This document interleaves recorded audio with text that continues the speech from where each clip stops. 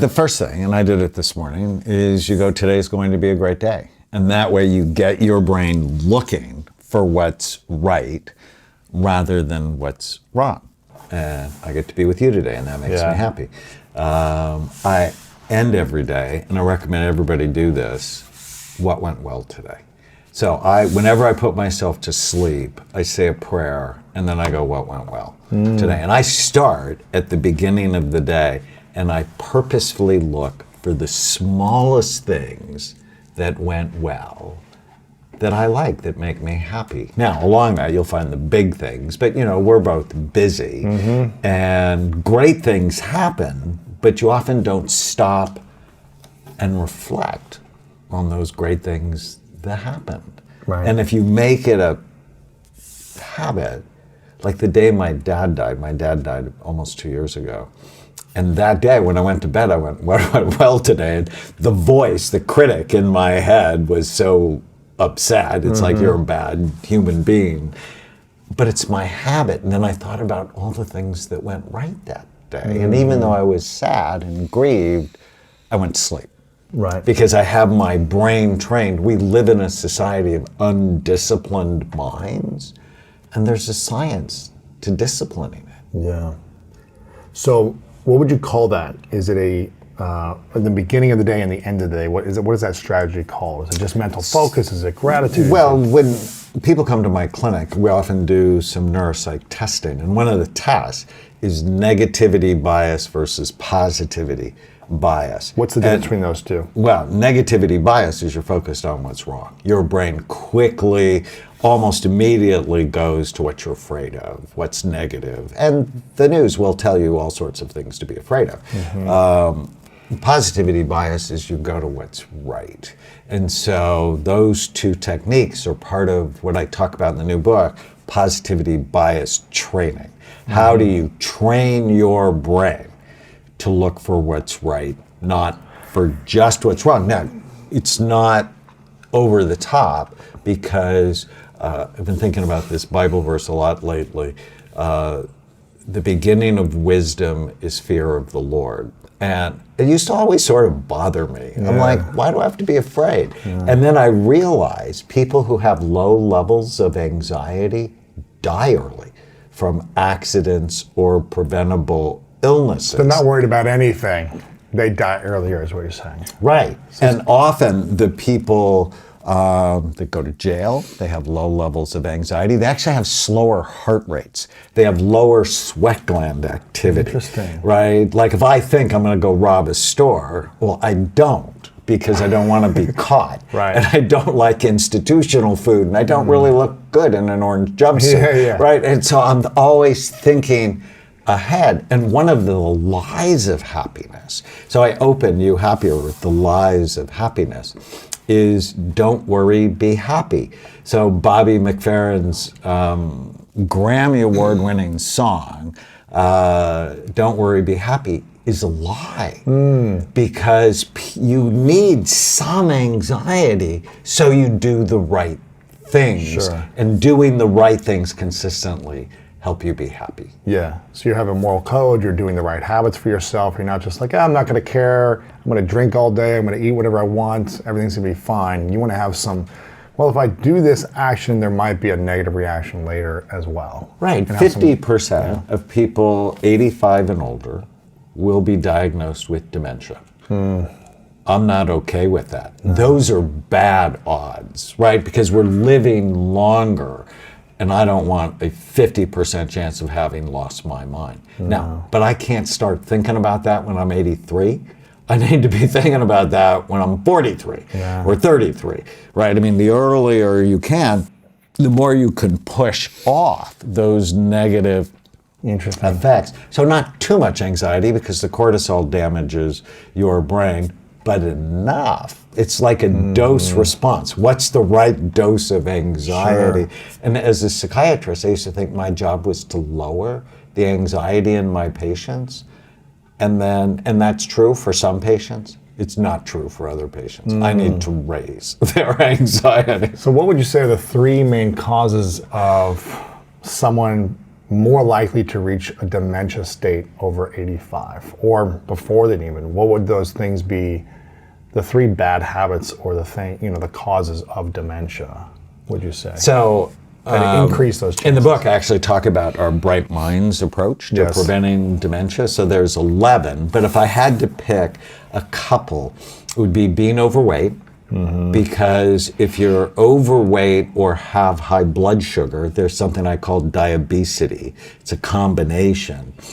You actually have 7 of the 11 risk factors, because I published 3 studies, the last one on 33,000 people, that said as your weight goes up, the actual size and function of your brain goes down, virtually in a linear pattern. So does that happen if you're 30 years old and you're younger, or is it like only when happens you reach... in children. Really? Yeah. So we had 2 data sets, one in children, one in adults, drops.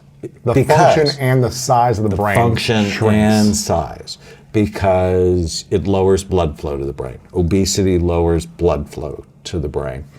It ages the brain. It increases inflammation. Fat cells store toxins. It changes your hormones, takes healthy testosterone and turns it into unhealthy, cancer-promoting forms of estrogen. This is not a good thing.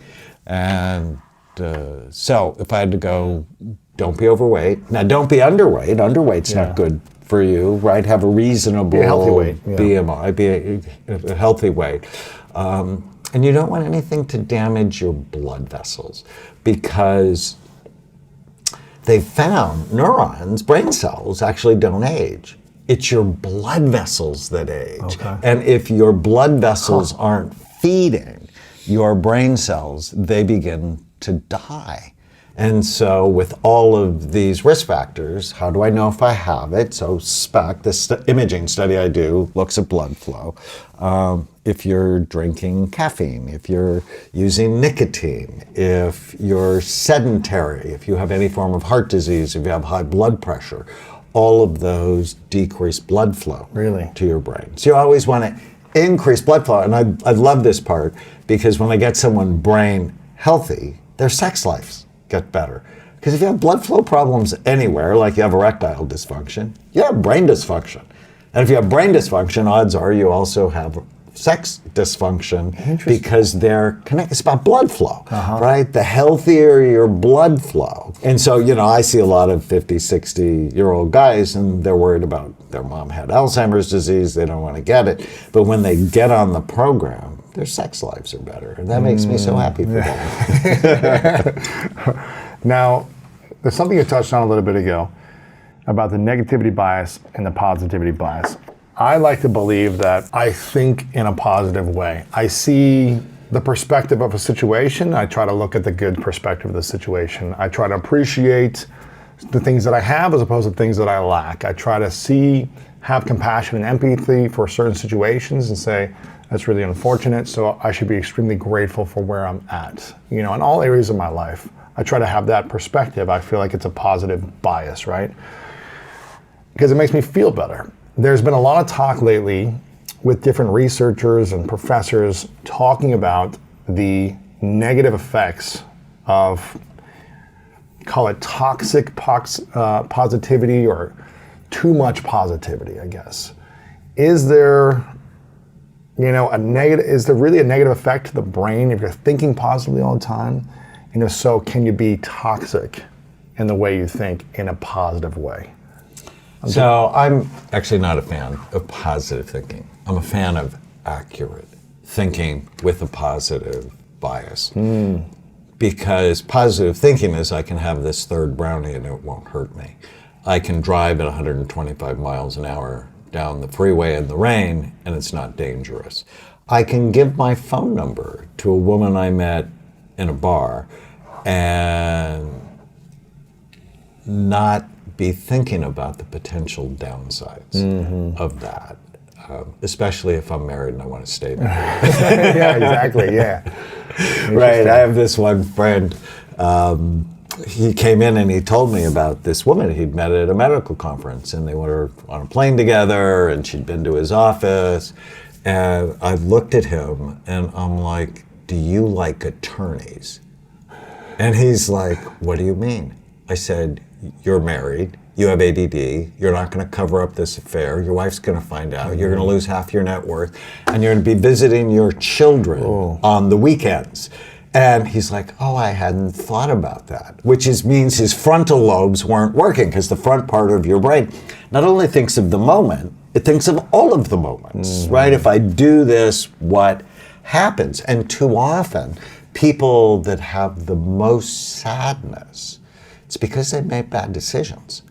And that can be toxic positivity. Like, oh, I'm in the moment, where I want people to be in all of the moments. Sure. not just now. The future moments. Now and later, right? I want people to feel better quickly. Yes. With things that help them feel good now and tomorrow. Right. Okay, so I like that. Accurate thinking with a positive bias. Yeah, accurate thinking. Okay. Is there such thing as toxic positivity in your mind? Well, it could be. Yeah. It's like, don't worry, be happy. Right. It's like, You no don't like matter that what I approach, do yeah. today, it's not going to impact me tomorrow. I can spend, I can max my credit cards, I can flirt with a girl even though I'm in a committed relationship. I can drink all I want, I can eat all I want, yeah. Yeah, Don't that's worry about toxic positivity. Yeah. It's like, no, you need to be afraid, right? I mean, you came to my clinic and we looked at your brain and it's like, no, I want to love my brain. So if I love my brain, I avoid these things and I do those things. And then you have a better life, right? The school of greatness starts with a healthy brain. So how do we figure out what our brain type is then? There's different brain types. How do we know what ours is? Most books on happiness, and there have been a lot of books on happiness, is they go, okay, here are the things that make you happy, from gratitude and purpose and novelty. And working out and this and I'm like, well, it depends on what your brain type is. For some people, helicopter skiing makes them happy, or jumping out of an airplane makes them happy. And for other people, that makes them flat out miserable. It's like, no, I'm not going to do that. I'll be anxious. I'll be afraid. No. And what I learned, so at Amen Clinics, I have 10 clinics around the country, we do brain imaging. So if you have anxiety, depression, temper problems, relationship problems, memory problems, head trauma, whatever, we'll talk to you and then we'll scan you. Yes. And it's been my big love affair in life, is looking at people's brains. Yeah. And early on I realized, because I was looking at like, what does ADD look like in the brain? Or what does depression look like? Or bipolar disorder or autism? And early on, quickly I learned they're not one thing. That each of those things have subtypes. And I've written books like Healing ADD, the 7 types of ADD. And then when I was thinking about happiness, I'm like, it's clearly not one thing. And I've identified 5 primary types. There's Brain types. Brain types. Okay, what are based those? on imaging. So there's the balanced brain type, where quite frankly, most anything will make you happy. You're focused, you're flexible, you're positive, and relaxed. Okay. And type 2 is the spontaneous type. Type 1, you have a generally healthy brain. 2, you have sleepy frontal lobes, the front part of your brain, lower in activity. And you're very creative, often. A lot of the young superstars I see are the spontaneous type. They need novelty. They love surprises. They hate routine. They want their life to be a bit unpredictable. They also like scary movies. They need a dopamine fix. Now the persistent type, type 3, their frontal lobes actually work a bit harder than everybody else. And they hate surprises and love routine. They're accomplishment oriented. They finish things on time. They show up on time. And unfortunately, they tend to marry the spontaneous type. Or at least those are the people that come to my office. They come to my office.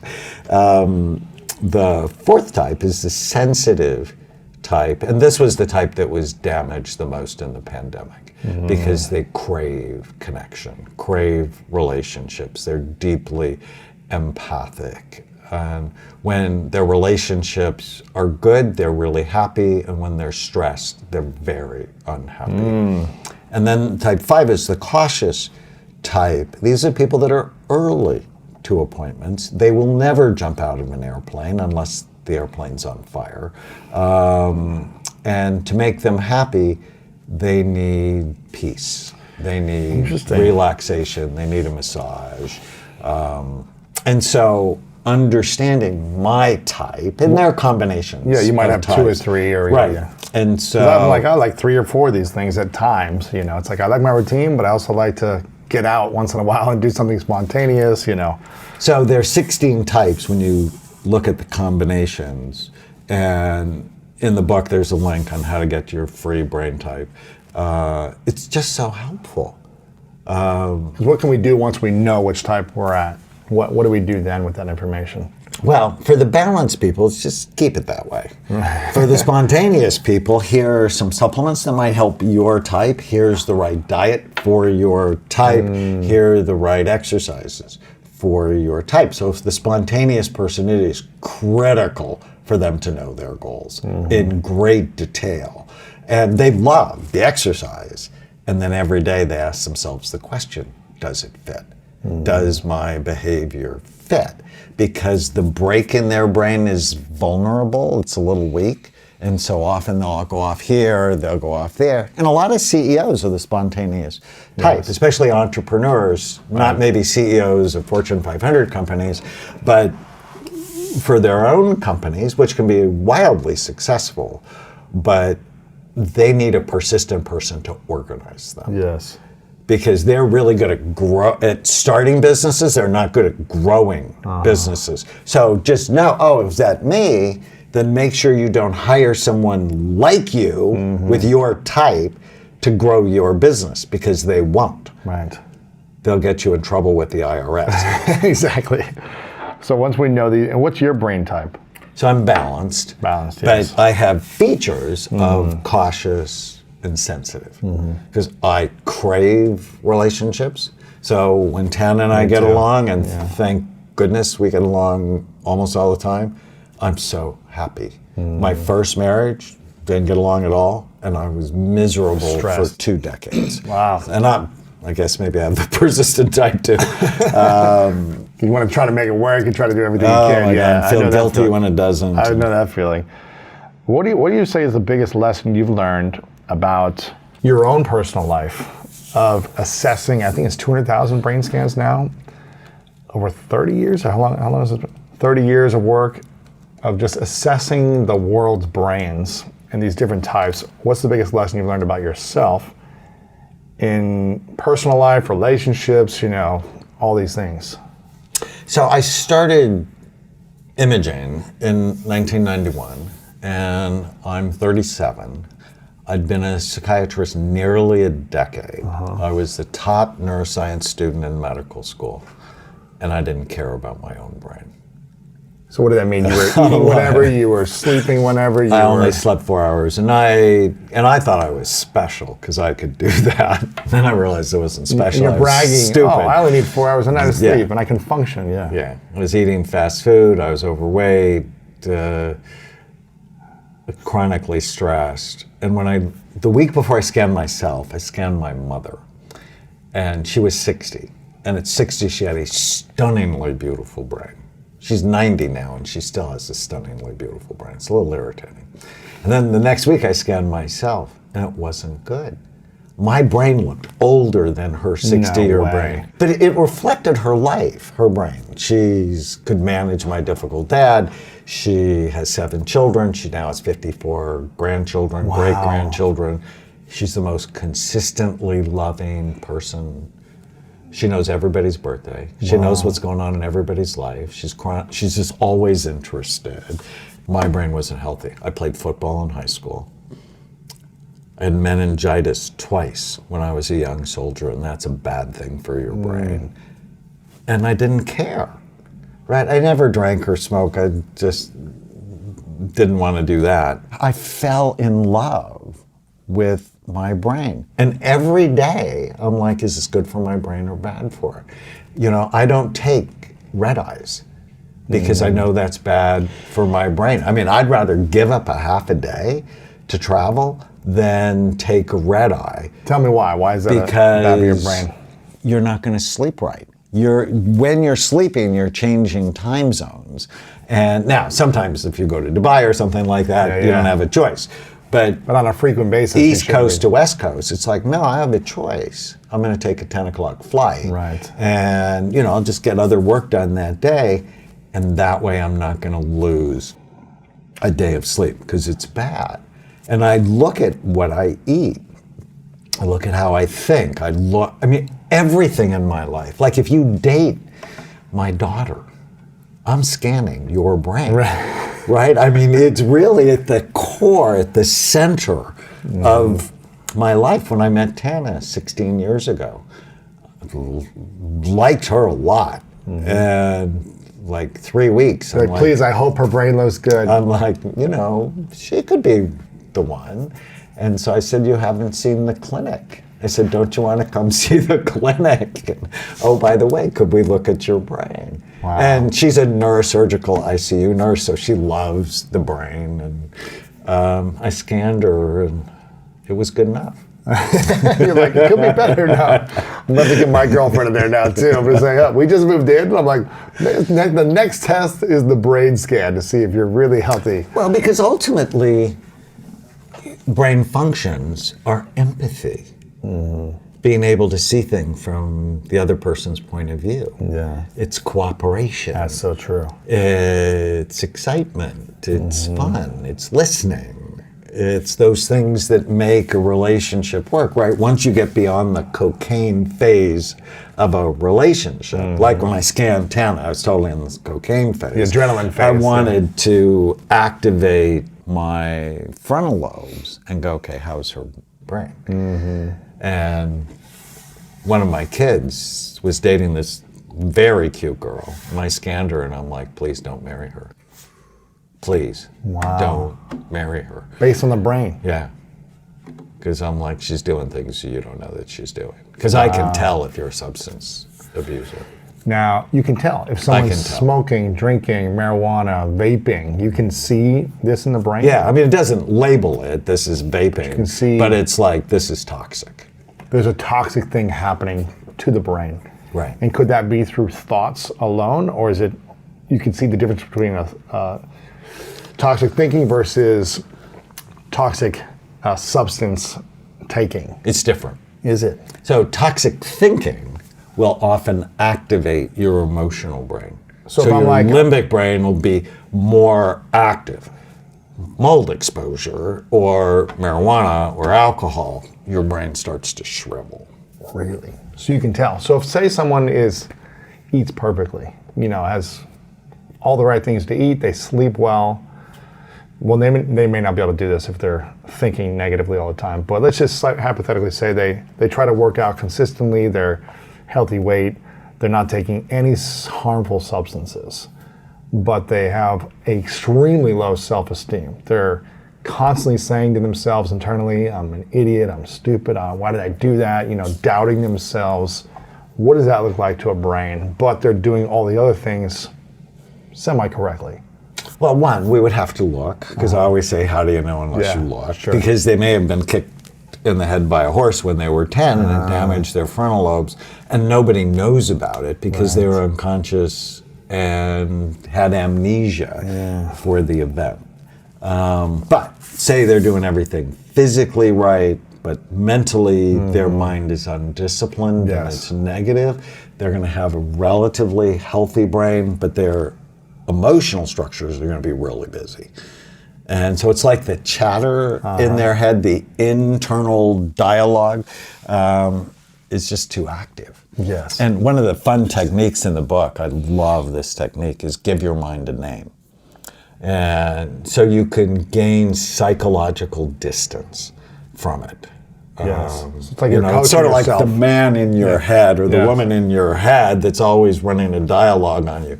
Name him or her and separate. from it. Like when I learned this technique, like, what would I name my mind? I named it after my pet raccoon when I was 16. So I literally had a pet raccoon. Hermie was her name. I thought she was a boy, but she wasn't. Anyways, Hermie, because I loved her, but she was a troublemaker. Right. She like TP'd my mother's bathroom, and she went to my dad. My mom went to my dad that night, and she said, "Louis," it's my dad, "it's either me or the raccoon." Now, my dad loved my mom, but he has the persistent brain type. And if you have the persistent brain type, nobody can tell you what to do. No one's as soon as stopping they tell you what to do, you're going to do the opposite. And when I heard him say, "Don't let the door hit you in the rear," I'm like, this is going to be a bad night. Oh, for man. me. Oh, man. And then a couple of days later, Hermie ate all the fish out of my sister's aquarium. It just like holds up signs, like you're a fool, or you're a failure, or you're an idiot, or whatever it is. And on most days, those things aren't true.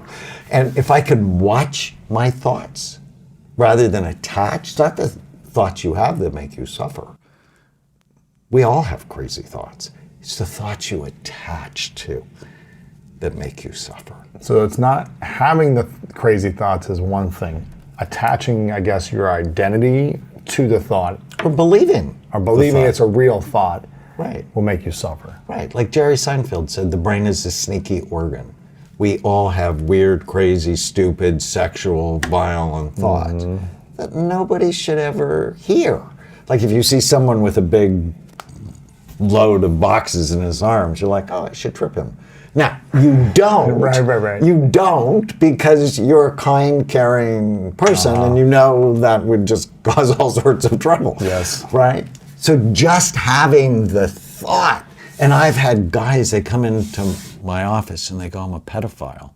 And I'm like, tell me about that. Wow. And they're like, well, my teenage daughter brought some friends over and I had sexual thoughts about them. I'm like, did you get their phone number? Did you climb in bed with them? I said, having a thought has nothing to do with whether or not it's true. But when you attach to I'm a pedophile, oh my God. And they feel like sometimes they have to share that. And I'm like, please don't share that. Right. Share it with me. Yes. You know, let's work through it. Because if you really are a pedophile, we have to work on that. We have to protect you and other people, you and the children. We have to protect you.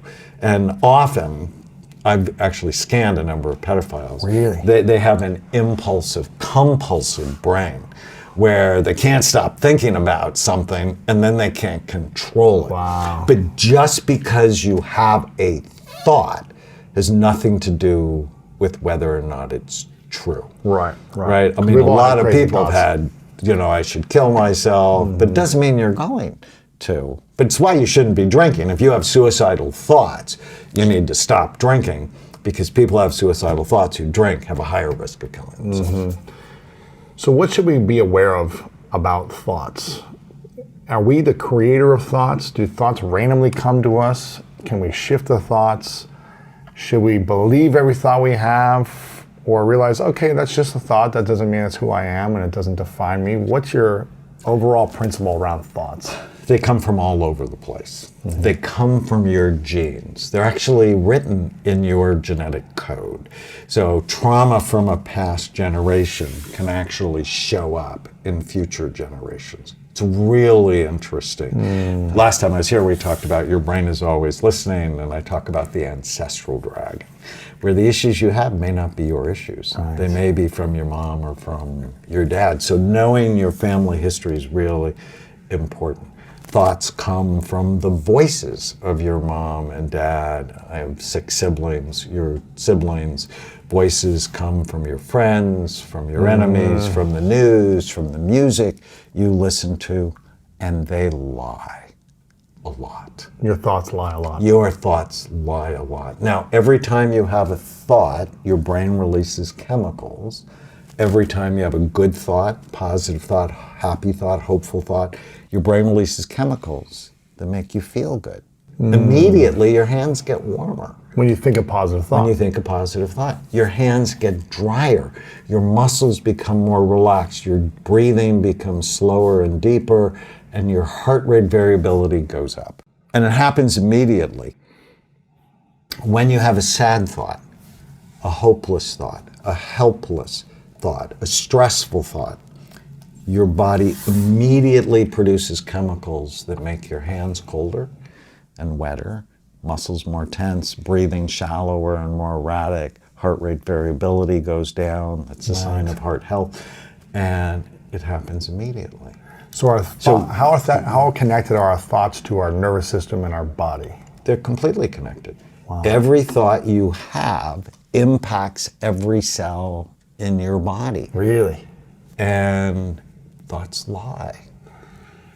And it's not the thoughts you have that make you suffer, it's the thoughts you attach to. So whenever you feel sad or mad or nervous or out of control, write down what you're thinking.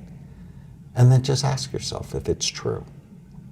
What if you think it's true? How do you switch that thinking? I love Byron Katie's technique. She's and great. I talk about it. It's the like work. These 5 questions. And she calls it 4 questions and a turnaround. I'm like, okay, 5 questions. Is it true? Is it really true? So if we took a thought, I don't know if you had a negative thought recently that you want to share. Negative thought. I've been in a pretty good place, to be honest. I mean, I was just telling you, I'm pretty consistent with my emotional accountability with therapy. I feel like my relationship's in a great place. That's a negative thought. Maybe a negative thought is I've been traveling a lot in the last month, and I haven't been as good with my nutrition, my sleep patterns, and my working out. So it kind of felt like, man, I just feel like a little sloppy, a little off, like, I'm behind, but it's not like a negative thought. So let's go with I'm behind. Yeah. Is that true? And remember, we're not interested in positive thinking. Right. We're interested in accurate thinking with a positive spin. Right. Am I behind? I'm behind necessarily on like my view of what I want to create for myself. So on that viewpoint, I guess I'm a little behind, but I'm not like beating myself up. It's more. Okay. So that's question 1. Yeah. Is it true? Question 2 is it absolutely true? 100% certainty. You're behind. Right. Is it 100% true? It's not 100% true. It's just the story I'm telling myself. Yeah. Question 3 is how do you feel when you believe the thought? I don't feel as good. Yeah, I don't feel as good when I'm ruminating or thinking about that thought. I feel like, a little frustrated. Question 4 is how would you feel without the thought? I feel a lot better. Better.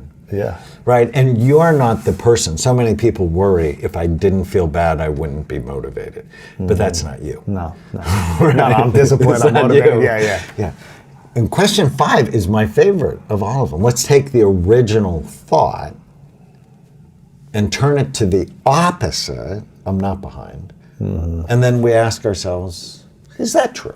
Do I have any evidence that I'm not behind? So I love that because if I get a thought, Tana never listens to me. I've had that thought, right? She may be at that time in her cycle or she may be distracted and she's not listening to me. But if I go, Tana never listens to me. Is that true? No. Yeah. No. And who would I be without the thought? I'd be a good husband. I'd understand. Maybe she's having a harder time. Mm-hmm. And then the turnaround can go 3 ways. It can go to the opposite. Tana does listen to me. Well, I've written and produced 16 national public television shows. She's listened to the script on all of them. Yes. So she does listen to me. But you can also take it to, I don't listen to her. I'm like, oh, I'm busy. Yeah. Or I don't listen to myself. So the turnaround can be opposite self and other, which is a sophisticated concept, but when you get it, you don't have to believe your thoughts. They're productions of genetics and environment and chemistry. You then go, does this help me? Does it get me what I want? Mm-hmm. Is it accurate? And we haven't talked yet about this. I love this idea that happiness is a moral obligation. Because when I grew up in Catholic school, I went to Our Lady of Grace Elementary School in Encino and then Crespi High School. The idea that happiness is a moral obligation, that was nowhere to be found. In Catholic school growing up. Yeah, or in most religious schools Right. growing up, or in most families. Why is growing up. that not something that people think about it? And Because why they in your think of mind- it as yeah. fluff. It's like, oh, so you're happy. But when you ask someone who was raised by an unhappy parent or married to an unhappy spouse, whether or not happiness is an ethical issue, and I guarantee you the answer will be yes. You're not happy. It's sort of like having bad breath that impacts everybody else. So it's not selfish to seek happiness. Now, in the same breath, I want to say hedonism is the enemy of happiness. What's hedonism? Where you just seek pleasure for pleasure's sake. And so... I'm going to have sugar all day. I'm going to have sex all day. I'm going to watch movies all day. I'm going to, whatever it is that your pleasure trap is. Right, because it wears out your pleasure centers. Before we were on, we started talking about fame and how fame Yes. can wear out the pleasure centers in your brain. You want to be very careful with the happiness you seek. What is the fame trap? Like, how does fame bring happiness or bring sadness to people? Because I feel like a lot of people want money, they want power, they want fame, is what they think they want growing up. But what have you seen from the brains that have a lot of fame, money, power, followers, if they don't have the right habits to help cultivate a healthy brain, what happens? So there's these two areas in your brain. They're called the nucleus accumbens. Okay. And it responds to dopamine. And dopamine is often thought of the molecule of more and pleasure and focus and being high or happy. When you hit it hard, so think fame or think cocaine, you feel great. But the more you hit it, you begin to wear it out. And then it takes more and more To feel anything at all. Interesting. And then it sets up a cycle of depression. And so, and I just listened to Will Smith's autobiography, which I thought was great.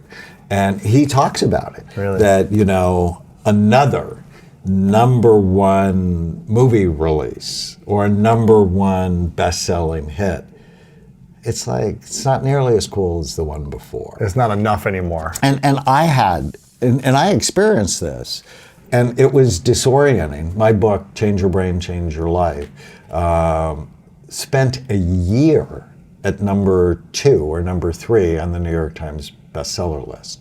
And it was a historic bestseller. But my next book wasn't as good.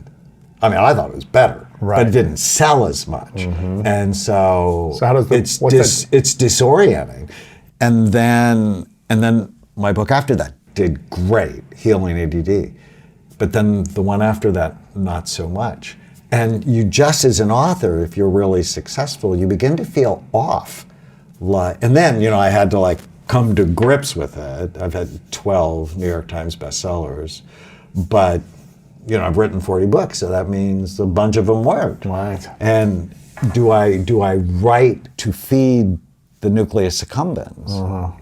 Or is it really a different chemical that I'm after?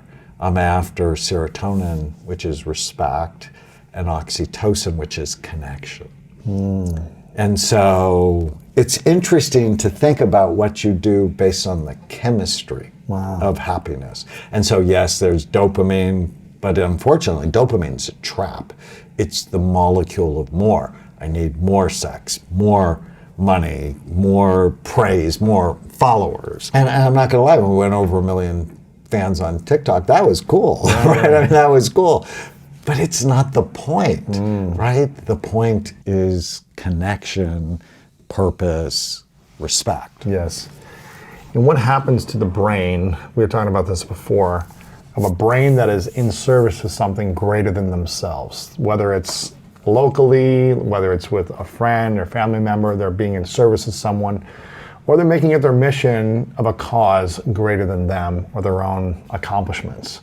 What happens to a brain that's on service mentality, more focused towards that, versus a brain that's focused on self success, acknowledgement. Can you just compare those? So it depends on your brain type, because, and I want people to know, so what makes you uniquely happy? But there's this great study from Baltimore. It's part of the Baltimore longevity study where they did MRI scans on 2 groups. And one group volunteered at least once a week for a year, and the other group just did their regular life. Yeah. So that was the intervention. Volunteering was the intervention. At the end of the year, they did MRI scans on them again, and the volunteer group had grown their hippocampus. Now, why is that important? The hippocampus, one of my favorite structures in the brain. Where is that in the brain? So it's on the inside of your temporal lobe. So behind your eyes, back maybe an inch and a half. Okay.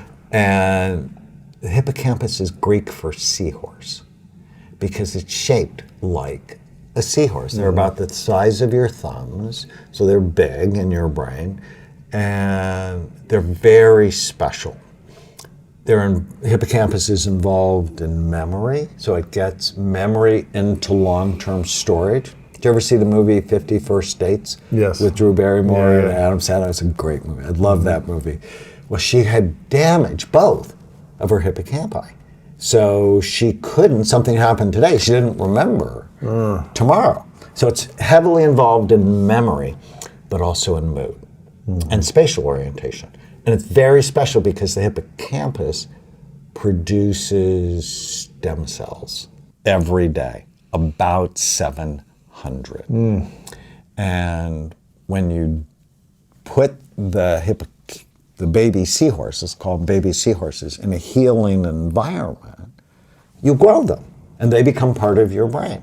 And volunteering was good for the baby seahorses. Interesting. And I want to teach people skills, Yeah. not just give them pills. Right. Whether it's antidepressants or anti-anxiety medications or marijuana or whatever, it's like that's not the first thing to go to. The first thing is to learn diaphragmatic breathing. Right. The first thing is to learn not to believe every stupid thing you think. The first thing is like, let's get your diet right, because Eight hours that'll of sleep, fix too. 30% Right. of mental health problems. You have to, when you're working with people, you have to find what works for them. Yes. Because, what works for their type and what works for them, you have to find what they love, because the whole goal is to love your brain. Yes.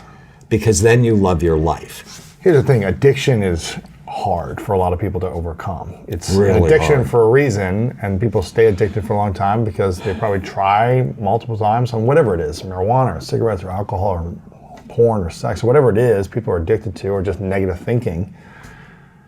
So how does someone who feels like I've been trapped, I've been addicted for years or a long time on something, how do they really get to the root of healing that addiction or stopping it without taking on a different negative addiction? In my last book, Your Brain is Always Listening, I actually wrote a new 12-step program.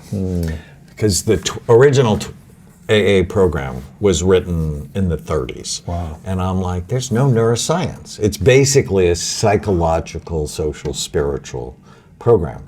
And step number 1 is know your life is out of control. That's actually step number 2. Step number 1 is, what do you want? What do you want in your relationships? Get clear on what you want. What do you want in your work? What do you want in your money? What do you want in your physical, emotional, spiritual health? Got to get really clear. What do you want? And then you ask yourself, is my behavior getting me what I want? And if it's not, that's step 2. My life's out of control. It's being controlled by something I don't want. Yes. But so often people don't go to step number 1. What do you want? And people go more money. It's like, well, that's probably not what you want, because money doesn't make people happy. I mean, up to about $75,000, right? If you're poor, you're not happy. Right. So there's a baseline of happiness, but above that, there is no connection to money and happiness. And so when you really get to what most people want, and I'm quite shocked by this. I've been a psychiatrist 40 years, and I ask people what they want, and they don't know. Or they'll say things like a promotion, or a girl, or money. But no, what do you want? And let's balance it, because when you're not balanced, I mean, you and I work very hard, but when you're not balanced, you get burned out. Yes.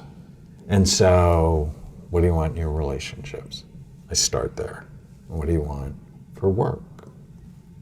And money, because that's important, right? And if you know what you want for your money, you don't spend in a dumb way. Right. Yeah. What do you want for your physical health? So obesity runs in my family, and I don't want to be obese. So when I think of the brownie or Rocky Road ice cream or my mother's baklava, I'm like, no. Because it doesn't fit, right? I mean, I care if I don't have tattoos, but if I had a tattoo, does it fit?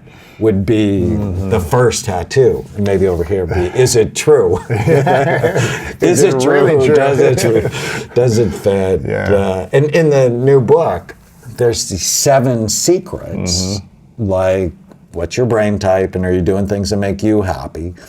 Optimize your brain. But with each secret comes a question, like, am I doing something that makes me uniquely happy today? And this makes me happy, right? To me, this isn't work. It's fun. It's connection and education.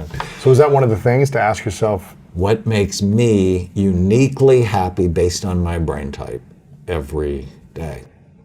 And then I want you to look for the micro moments of happiness. What's the smallest thing? And am I doing those things on a daily basis? Am I doing those things?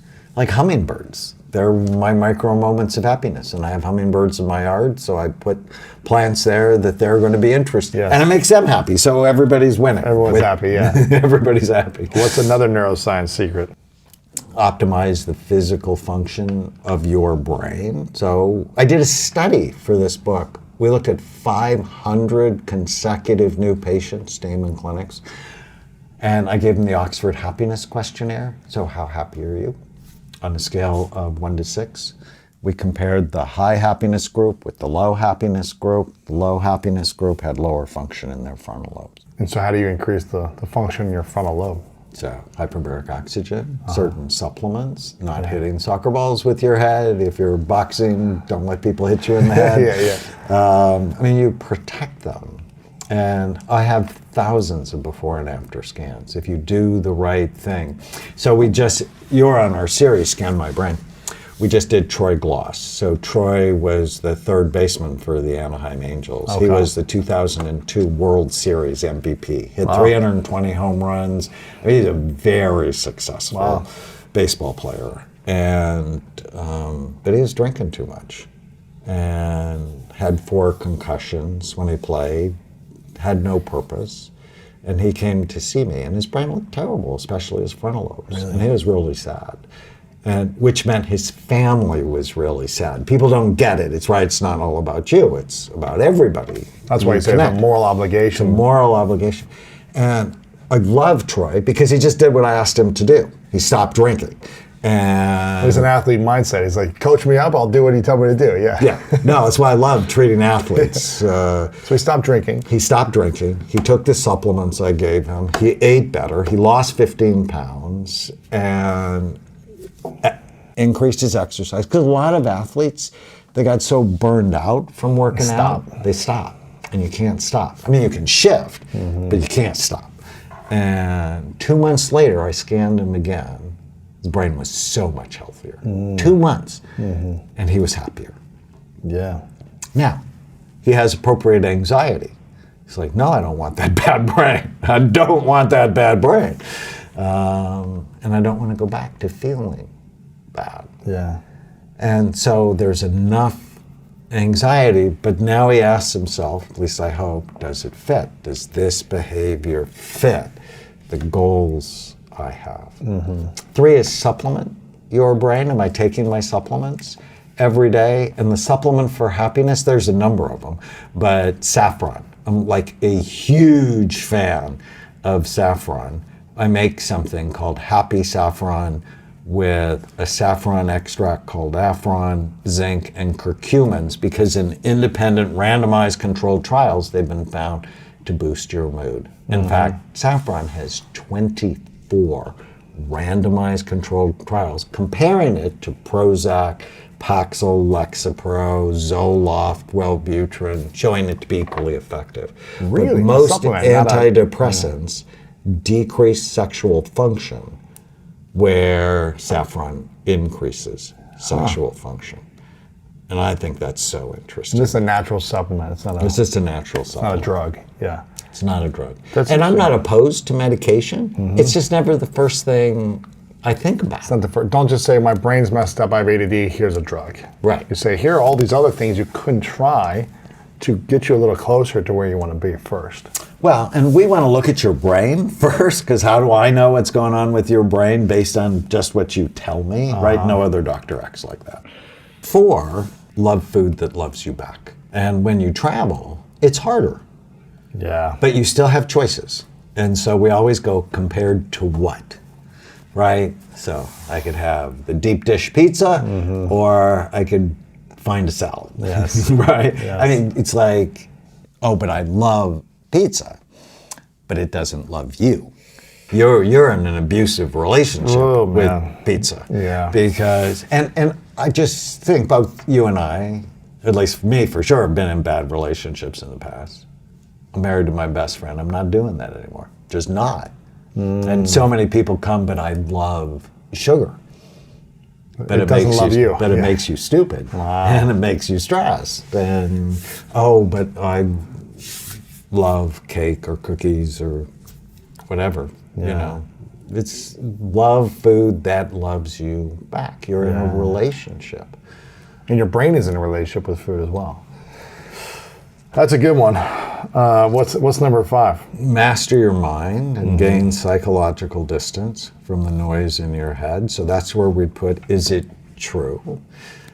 And I love just sort of watching my mind, because it doesn't torture me anymore. It used to torture me. And I was 28 before I learned I did not have to believe every stupid thing I thought. I was 28 years old. I was a psychiatric resident, and I'm in class, and when the professor said that, I'm like, really? It is a game changer for me. you Just to like not, Believe every thought. but to sort of just watch the storms that come in my head. And when you do what I've done, so I have been a troublemaker in my profession. We've had 10,000 physicians and mental health professionals refer people to us. I get a lot of love, but I've also gotten a lot of hate. Washington Post did an article on me, and they called me the most popular psychiatrist in America, and to most psychiatrists, that's a really bad thing. So. Right. But learning how to manage my mind, because, you know, sometimes the thought will come up, nobody likes you, and then I'm like, 10,000 people have referred patients to Damon Sure, Clinic, sure. so maybe not. But if you don't know how to manage that, and I'm not unique, right? I mean, I have 5 sisters. I'm used to criticism. Yeah, sure. But if you don't know how to manage it, you get resentful, reactive. Yes. All of those things. How do you manage it when you get, whether it's media or other, I don't know if there's other scientists or researchers who might be questioning you or your methods. How do you handle that and address it, both personally and professionally? Used to be really hard for me. Used to be really hard. And then I realized none of them will help 1% of the people we've helped at Amen Clinics. Yeah. I know we change lives. I have stories over and over and over. The lever patient that helped me with this, because I lived initially, because I was called all sorts of bad names, a charlatan, a snake oil salesman, and I was just anxious and upset. Because I became a doctor in part because I like when people respect me. Of course. And So if your community, and now I'm yeah. being disrespected, and hell is separation from God, or it's separation from your community. And I loved being part of the psychiatric community. Won a research award from the American Psychiatric Association as Distinguished Fellow, and now I'm getting all this grief. And why is this happening? well, I know why it's happening, and it's just normal that when you try to change a paradigm, people don't say thank you, especially for the people that are making money on the current paradigm. Right. They demonize you. There's a great book called The Structure of Scientific Revolution. And initially somebody sees there's a problem. The powers that be try to fix it. That person comes up with a new paradigm, like what I do. We came up with a completely new paradigm. You should scan your brain, and then you should use skills and natural things, not just pills. So you can see the pharmaceutical industry and the insurance industry are like, oh, no, can't do that. Step 4 is the rejection. It's the most predictable phase in scientific revolution. Interesting. And then 5, progress in science happens through funerals. The old guard dies, and a new guard comes up that embraces the new paradigm. But it might take years or decades to embrace the new paradigm, and then that becomes the new norm. And then that becomes the new norm. Until that's broken in 50 years or 100 years, or when there's something new or whatever it might be. Well, last year, so one of the exercises in You Happier is write down the 20 happiest moments of your life. Because when you get sad, you can anchor them. Like I have them anchored in my house. Like at my front door, it's anchored in my memory of me holding Tana, taking her across the threshold, and almost dropping her, because I almost dropped her when we practiced our dance the night before. And it was funny. It was fun. Yeah. It was a good memory. And when I go in the kitchen, my grandfather's there at the stove making fudge, although I'm teaching him how to make a healthy fudge. Yeah. Right. Well, last May, I got another one of my 20 happiest memories. The Canadian Association of Nuclear Medicine, which is a prestigious scientific body that regulates SPECT in Canada, wrote new procedure guidelines as if I wrote them. Wow. So they used some of your procedures, or they wrote it as if I had written it. And 10 of the authors, 5 of them were my students. Interesting. Basically saying you should look. What's the matter with you if you don't look? And it's a radical shift in the paradigm. What's SPECT stand for again? Single photon emission computed tomography. This is how you scan the It's brain. a nuclear medicine study that looks at blood flow and activity, but single photon's a little piece of light. So when I scanned you, we injected the medicine. It goes and locks to your brain and then sends out signals that we could scan. Yes. And your image was made up of about 10 million photons, or times the pieces of light hit the crystals in the camera. So it's really cool. But if you want to be happy, don't be a pioneer. Because you're getting criticized, taken down, try to be taken down, told all these nasty things about you. And I wish I'd known when I started that the sequence to how this is going to go. Yes. Right. I wasn't excitement. I wasn't looking for the hatred. What was the sequence for you? Was it like, oh, I'm going to try this paradigm isn't working the way I want it to work. This old paradigm, so let me find something new. This is exciting. I'm seeing some results.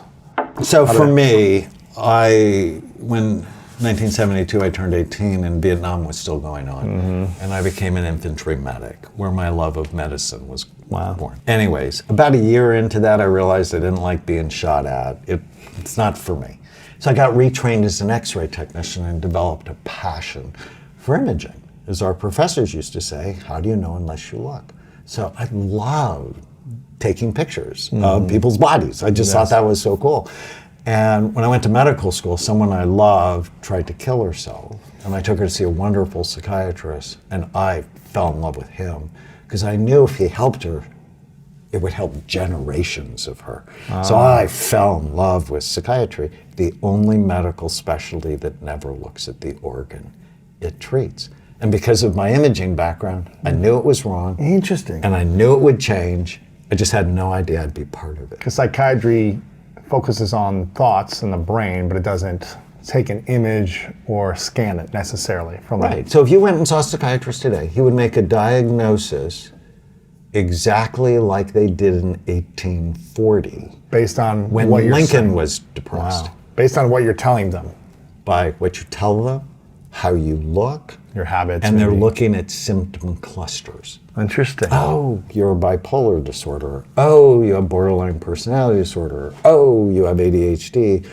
And early on, I'm like, that's complete crap. Because how do you know what's going on in their brain? The assumption is depression's one thing. It's a serotonin deficiency, and so everybody should take an SSRI.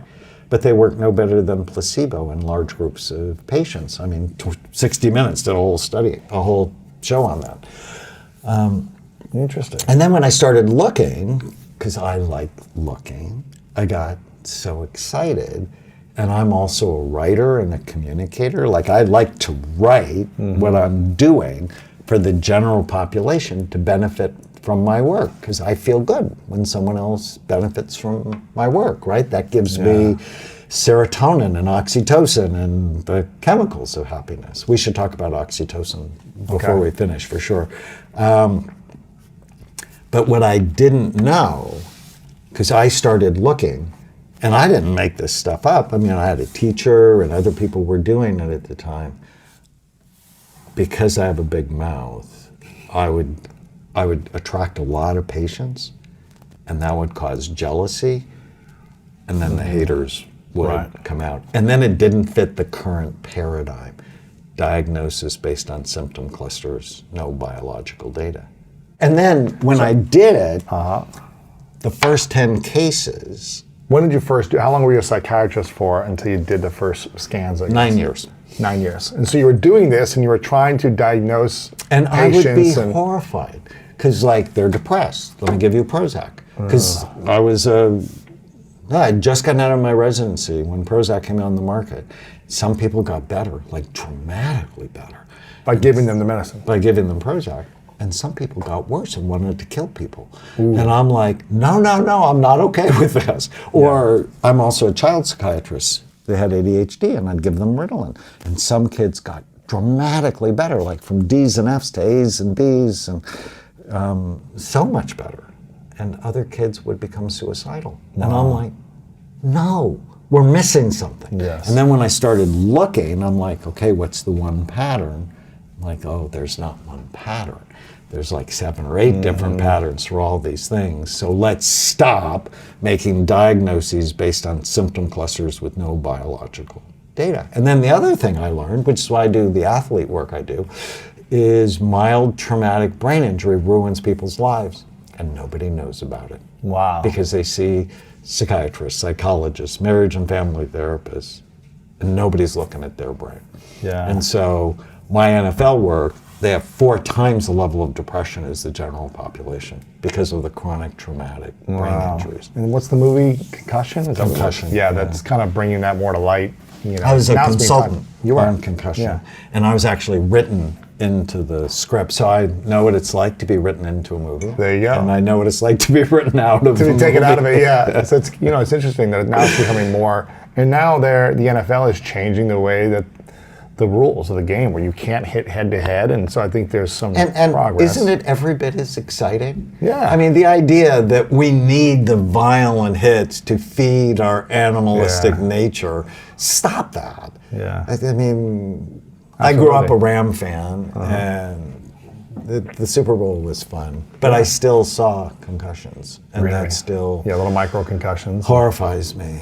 Right. I mean, the thousands of subconcussive blows. Every day in practice. I mean, you played football for how many years? A couple of years? 3. 3 years. And I loved it. And you probably hit head to head. This is probably before they had sophisticated helmets. We had plastic helmets. Yeah, and so you probably had. And we did drills in practice. that's all you did. Head to head. Yeah. And I'm thinking, that's insane. Yeah. When you just think the brain is soft, and the skull is hard, and the skull has sharp bony ridges, and your brain controls everything you do, how you think, how you feel, how you act. Why would you ever let a child do that? I spoke at the Future of Medicine conference. And a friend of mine who's actually a billionaire stands up and he goes, because he heard me talk about football, and he goes, but my son really wants to play. And I hired him like a former NFL player coach. I'm like, what if he said, I really want to do cocaine? Right. Because the level of damage is the same. Wow. Would you find him the most talented drug dealer? Yeah. Yeah, I hear you. It's funny, I think about this now. I'm like, one of my buddies I played arena football for a season, and he was the MVP of like the arena championship game. And he goes, there's no way I'd let my son play football. You know, knowing what I know from back then, he's like, just the traumas over and over again. He's like, maybe baseball or some other sport, but basketball, but not in a sport where there's just constant hitting, you know? And I think I asked myself that. My girlfriend's like, would you let your kid do this? And I'm like, I don't know. I mean, it's a long way away. So when you have LeBron James and Barack Obama saying they wouldn't let their kids play football, then I knew... Well, LeBron played football, so... Well, then I knew that it's starting to seep into consciousness. Because when I started my NFL work, my brother laughed at me. He does that. And he's like, you just want everybody to play ping pong. Because table tennis is the world's best brain sport. You know a sport that I've just started playing over last Thanksgiving is pickleball. Have you played this? I have not. People love it. They love it, and I know why now. It's incredible. It's big table tennis, but little tennis. It's incredible. And it's a better workout, but it's just as much, hand-eye coordination. So you don't have to be really technically good at swinging a racket. So it's like anyone can play. It's really fun. We'll have to do it sometime. Yeah, it's a lot of fun. People who play racket sports live longer than everybody else. Come on. Everybody else. Study from England. The second was swimmers. The worst were football players and soccer players. But now you're playing pickleball. Yeah, exactly. Yeah. Right. So, but for someone like you who had a lot of head trauma for 3 years essentially, and then I guess psychological trauma from the war, for a year or two of just being in that environment, how do you heal your brain, or can your brain? So you didn't bring up my 5 sisters. Yeah, the emotional trauma and being third in a Lebanese family. Yeah, the emotional, psychological trauma, all that stuff.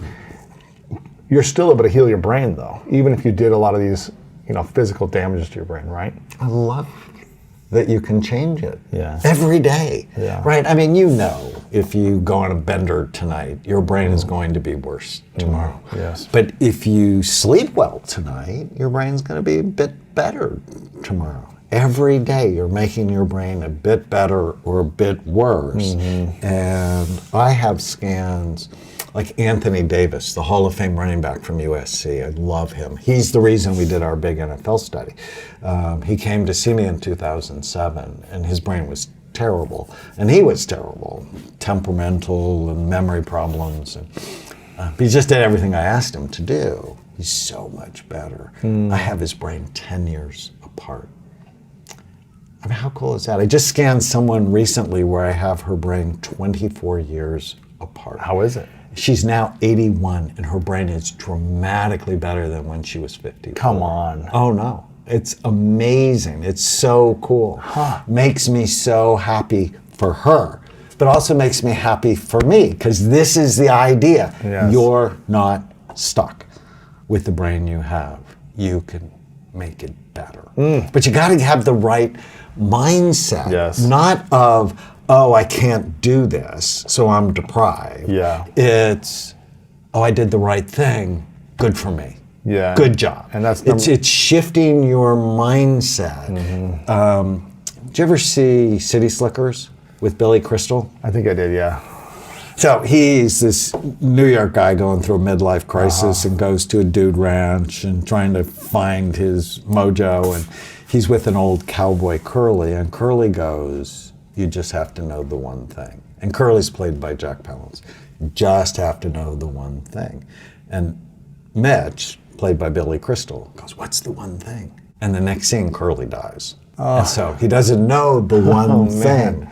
But I know the one thing. What is it? When you do the right thing, feel good about yourself. Okay, so master your mind and also gain psychological distance from it, so you're not wrapped up in it all day.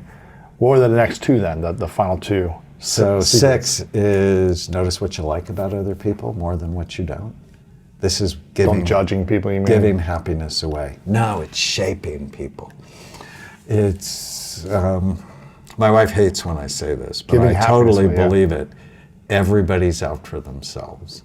It's just the more sophisticated you are, the harder it is to tell. And I do this because I feel good doing this. Yeah, of course. And, you know, altruism is the best medicine for your stress hormones. That when you give and other people benefit, you matter. As opposed to, I need to take advantage of this person. Right. Because that made me feel awful about doing that. But I shape you by what I notice about you. And I clearly do it with my children. And I clearly do it with my wife. My wife has red hair. I can get her to yell at me. Or I can notice what I like and make her smile. Yeah. And is that manipulative? Sort of. But it's in a good way. Right. It's better than saying something nasty about them or seeing the It's worst like, in them.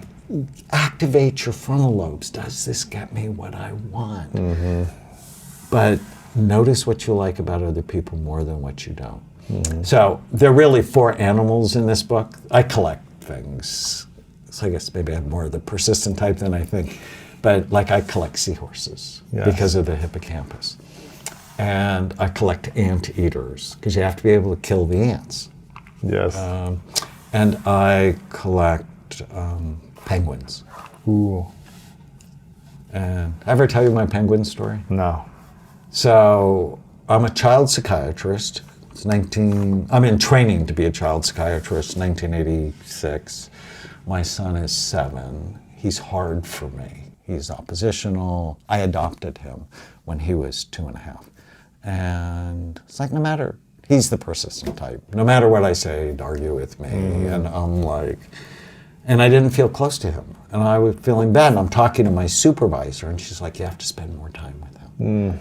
And so I took him to a place. I was doing my training in Hawaii and took him to Sea Life Park, which is where they have sea animal shows, sort of like SeaWorld. And went to the dolphin show, and that was great, and the killer whale show, and that was fun, and the sea lion show, and that was fun. And at the end of the day, he grabs my shirt and he goes, I want to see the penguin show. I want to see Fat Freddy. I'm like, who's Fat Freddy? It's a penguin. And so at the end of the day, Fat Freddy is this chubby but very cute penguin who comes out onto the stage, climbs the ladder to a high dive, goes to the end, bounces. That's cool. And then jumps in the water. That's cool. And then he gets out, he bowls with his nose, he counts with his flipper, he jumps through a hoop of fire. And I'm like, this is so interesting. And then at the end of the show, the trainer asked Freddie to go get something, and Freddie went and got it, and he brought it right back. And then time stood still for me. Because I asked this kid to get something for me, and he wants to have a discussion for like 20 minutes, and then he doesn't want to do it. And I knew my son was smarter than the penguin. So I go up to the trainer afterwards. Say, how do you get this penguin to get you what you I'm want? like, how did you do all of this with this penguin? And she looked at my son, and then she looked at me, and she said, unlike parents, whenever Freddie does anything like what I want him to do, I notice him. I give him a hug, and I give him a fish. Wow. And the light went on in my head that even though my son didn't like raw fish, my daughter actually does, I wasn't paying any attention to him. Because I'm like my dad. I'm busy. I'm driven. I'm working. And like, so I collect penguins as a way to notice what I like about other people. That's cool. More than what I don't like. And literally I have thousands of them. I actually wrote a book about this. And you are shaping the people in your environment. Yes. So you could notice the house isn't clean, or you could notice when the house is clean. And maybe you could be helpful. And focus on that, yeah. And you can focus, like my wife and I, we were in Florida and we were looking for property. And in my head, I'm like, she's going to make a bonehead decision. And if I would have said that, it would just started a fight. I'm like, you're one of the smartest people I know with real estate. I said, what do you think? And then she just stopped. Not because I criticized her, because when you criticize someone, you bring them more toward their position. Mm-hmm. But when you notice what you like and then back up, especially with persistent people, I often call it a little hit and run. It's like, say it kindly, softly, and then don't talk about it. Because if you keep talking about it, you solidify them in their position. Notice what you like about people. I think that's something I've tried to live by for a long time.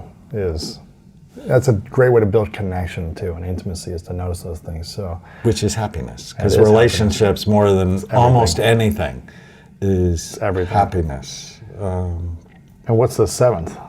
Live each day based on clearly defined values, purpose, and goals.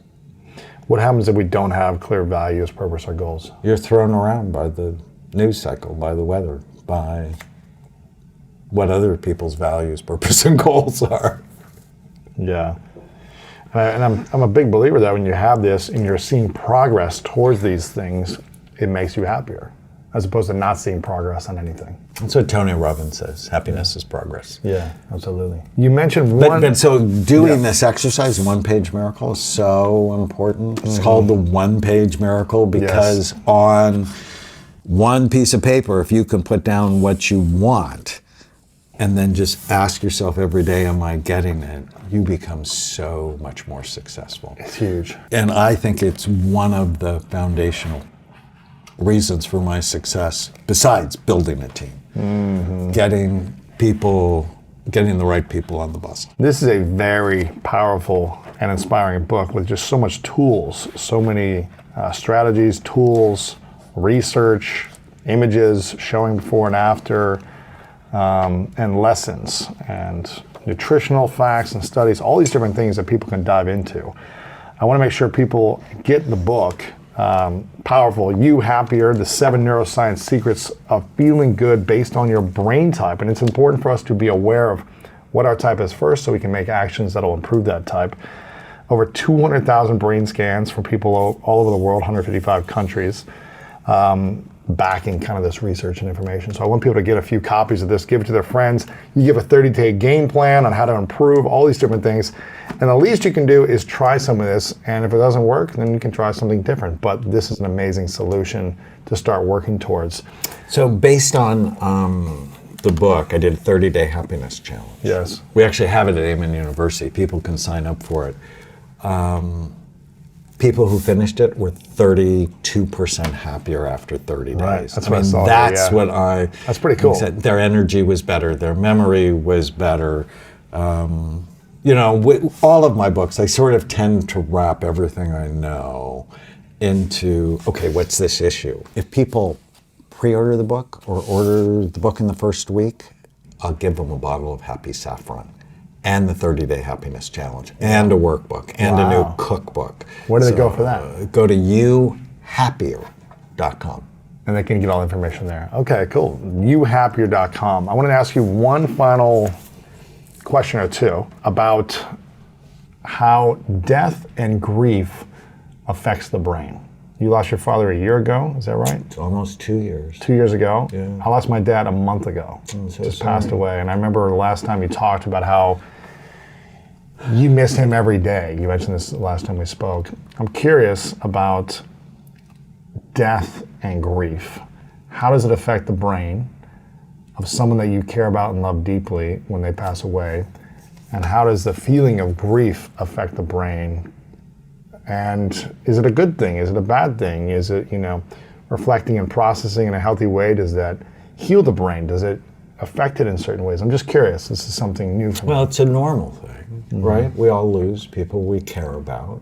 Right. And I want people to do the right things for their brain rather than the wrong things for their brain. So one, know it, feel it. The week after my dad died, every day I was in my office thinking about him. I have voicemails from him, listening to the voicemails, going through pictures. I wrote his eulogy, and it was so healing for me. And I was in my office crying after a week because I was sad. Yeah. And it was, I mean, he was 90, but it was a surprise because he had worked so hard in his last 5 years to be healthy. But it was a combination of COVID and heart stuff. Anyways, feel it. Like, spend time grieving and feeling, and make sure you have balanced memories. Like, you know, I had a hard relationship with my dad. Yes. And don't focus on all that stuff. But I also had a great relationship with him. And so keeping it balanced. And I got criticized by some of my nieces and nephews because I didn't talk about him as if he was God or if he was perfect. But, you know, grieving is being honest and then not letting the ants come in and then doing the brain healthy habits. I have this great story of a woman, you know, like you, when I lecture, people come up to me and they say they appreciate your work. Well, for me, people come up and cry. And when she stopped crying, she said, I lost my daughter 2 years ago to bone cancer. She's 12, heartbreaking. And I didn't know how bad it would hit me. I went to bed, I drank too much, I ate all the wrong foods. She ballooned up to over 200 pounds. And she said on the 2-year anniversary of her death, I was going to kill myself. Wow. And then I saw one of your shows on public television. I decided I'd get your book. And if it was a bad book, I'd kill myself tomorrow. Wow. Oh my gosh. I'm like, no pressure. Oh man. She said, but it was so simple. What I try to do in You Happier, this is so simple. It is. These 7 secrets and 7 questions you ask yourself every day. She said, I'm down 24 pounds. Wow. And she said, you gave me my life back. And she said, what I want you to tell people who are grieving is never let grief be your excuse to hurt yourself. To create bad habits and bad actions to hurt yourself, Right. And the people who have prolonged grief often have habits that are not helping them. You mean Whether they it's haven't processed distorted it or thinking or... What do you mean prolonged grief? Like they haven't processed it in a healthy way? Right. So, I mean, sometimes you can just get stop grief later. that goes for years. Yeah. And it's because they don't process it. Wow. So process all the emotions. This is beautiful. Daniel, I appreciate you. You Happier, the 7 neuroscience secrets of feeling good based on your brain type. Make sure you guys get a few copies. You can go to youhappier.com to get all the bonuses as well. I really acknowledge you, Daniel, for constantly showing up and being of service. It's a beautiful gift from all the years, the experience, the lessons, the scans, the people you've helped, the case studies. There's just more work to be done. So I acknowledge you for constantly showing up and being of service to so many people. Thanks again for being here and all your help. If you got value from that, then go ahead and stick around for more coming up right now. 50% of it. Get this, Lewis. Just shocking. 50%, 50% of the population is either diabetic, 14%, or pre-diabetic, 36%. That's a disaster. And that comes from the simple carbs we're pouring and pounding in our body. It's an insulin response. So if we're diabetic or pre-diabetic, what is that doing to our brains? It's atrophying, making your brain smaller, and it's murdering the hippocampus. You know, those baby seahorses. 600, 700 a day, you said? 700 a day. 700 a day. We're just, they're being born and dying right away. Right. As opposed to connecting and multiplying functionality, neurons in the brain. And helping your mood and helping your memory. And what's interesting, I'm 66. My youngest is 17, getting ready to go off to college. And we produce the same number of stem cells every day. Hers are more likely to stay than an older person's because the blood flow to my brain, not my brain, but the blood flow to most 66-year-olds is not healthy. And that's why aging is progressive. And did you know, this will horrify you, 50% of people 85 will have dementia. And I'm not okay with that. 50% of people? 85. So if I'm fortunate enough to live to 85 or beyond, I have a 1 in 2 chance of having lost my mind. That's why I'm serious about this. I love my 4 children. I never want to live with them I just don't. I just don't. And I never want to be a burden to them. Right, and I know later in my dad's life, my siblings, because I'm the medical person, are like, you need to take his keys from him. I'm like, do you know him? Do you know how that conversation's going to go? Yeah. And I don't want my kids having to have that conversation with me, which means I have to do the right thing so I can stay sharp for as long as I can. And so I'm not overweight and I don't have high blood sugar because I get rid of the simple sugars in my life: bread, pasta, potato, rice, sugar. Those they don't have enough nutrients to pay off the sugar. Right? They quickly turn to sugar. It's this thing called the glycemic index. Right? Do you have any cheat days or a little here and there, or is it like, I hey, do. I'll have a dessert, I'll have a couple bites? Yeah. Or are you like, I do. We go to Italy. I mean, not recently. We'll go to Italy and have a gelato. But it's the daily consumption of these things which are really hurting But you. I have things I love. Like I have almost every day a cup of frozen blueberries. And I'll put a couple of stevia sweetened chocolate chips in it. And it's less than 100 calories, and I love it. Or the hot chocolate. I love that. Yeah. And, I have a protein shake in the morning, and I love it, right? I only eat food I love. That loves me back. Yes. It's going to take a practice, for a lot of people. We've been conditioned to eat bad foods consistently for so long. We've got to condition ourselves to start eating good foods. It's just a habit. It's a habit. Right? Is it a good habit or a bad habit? Right. And your brain is always listening. There's actually a whole section on bad habit dragons. And the worst bad habit dragon is the oblivious bad habit dragon, is you just never think about. Like the products you put on your body. Another strategy under T for toxins is download the app Think Dirty. I have no financial interest in it, but the app Think's not what you think it is. It allows you to scan your personal products, and it'll tell you on a scale of 1 to 10 how quickly they're killing you. So for example, since I was 14, I shaved with Barbasol. Yeah. I like it, soft, it works. On a scale of 1 to 10, 10 being bad, it's a 9. Come on. And I'm like, no, I like myself way too much to put crap on my body. Wow. And so I get something now called Kiss My Face that's a 2. And people go, well, it's more expensive. And it's like, it is, except it lasts 50 times longer. So it's way less expensive. And I love it. It's less toxic. And it loves me back. Yeah. And the same with the shampoo. I was using, I forget. But now I forget. It's been so long. And now I use something called Alafia, made in Africa. It's a 2. Get it on Amazon. It's just a practice of being thoughtful about what I put in my mouth, what I put on my body. And people go, isn't that hard? Wow. And I'm like, being sick is hard. That's hard. This is easy. God gave you a big brain for a reason. None of this is hard. It just, you create new and different habits, because ultimately the mother habit, is this good for my brain or bad for it? No, by the way, if it's good for your heart, it's good for your brain. I wrote a fun book you would really like called The Brain in Love. I used to be a columnist for Men's Health magazine. Okay. And I wrote a column for 3 years, Am I Normal? People write in about all the... And so anyways, I wrote Brain in Love.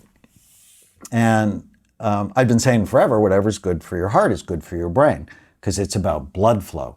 Your brain is 2% of your body's weight, but uses 20% of the blood flow and 30% of the calories you consume, which is why food's so important.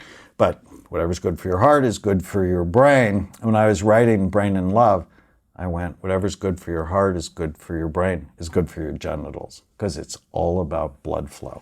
Did you know 40% of 40-year-olds have erectile dysfunction? Which means 40% of 40-year-olds have brain dysfunction.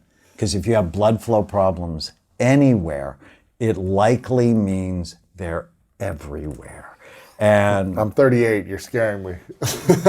it's just another reason stay on to top of do good the habits. right things Exactly. because your sex life is better. And I'm just a huge fan. And when people get on the brain health train, when they become a brain warrior, their erections get better. And I love that because I want people connected Yes. with their partners.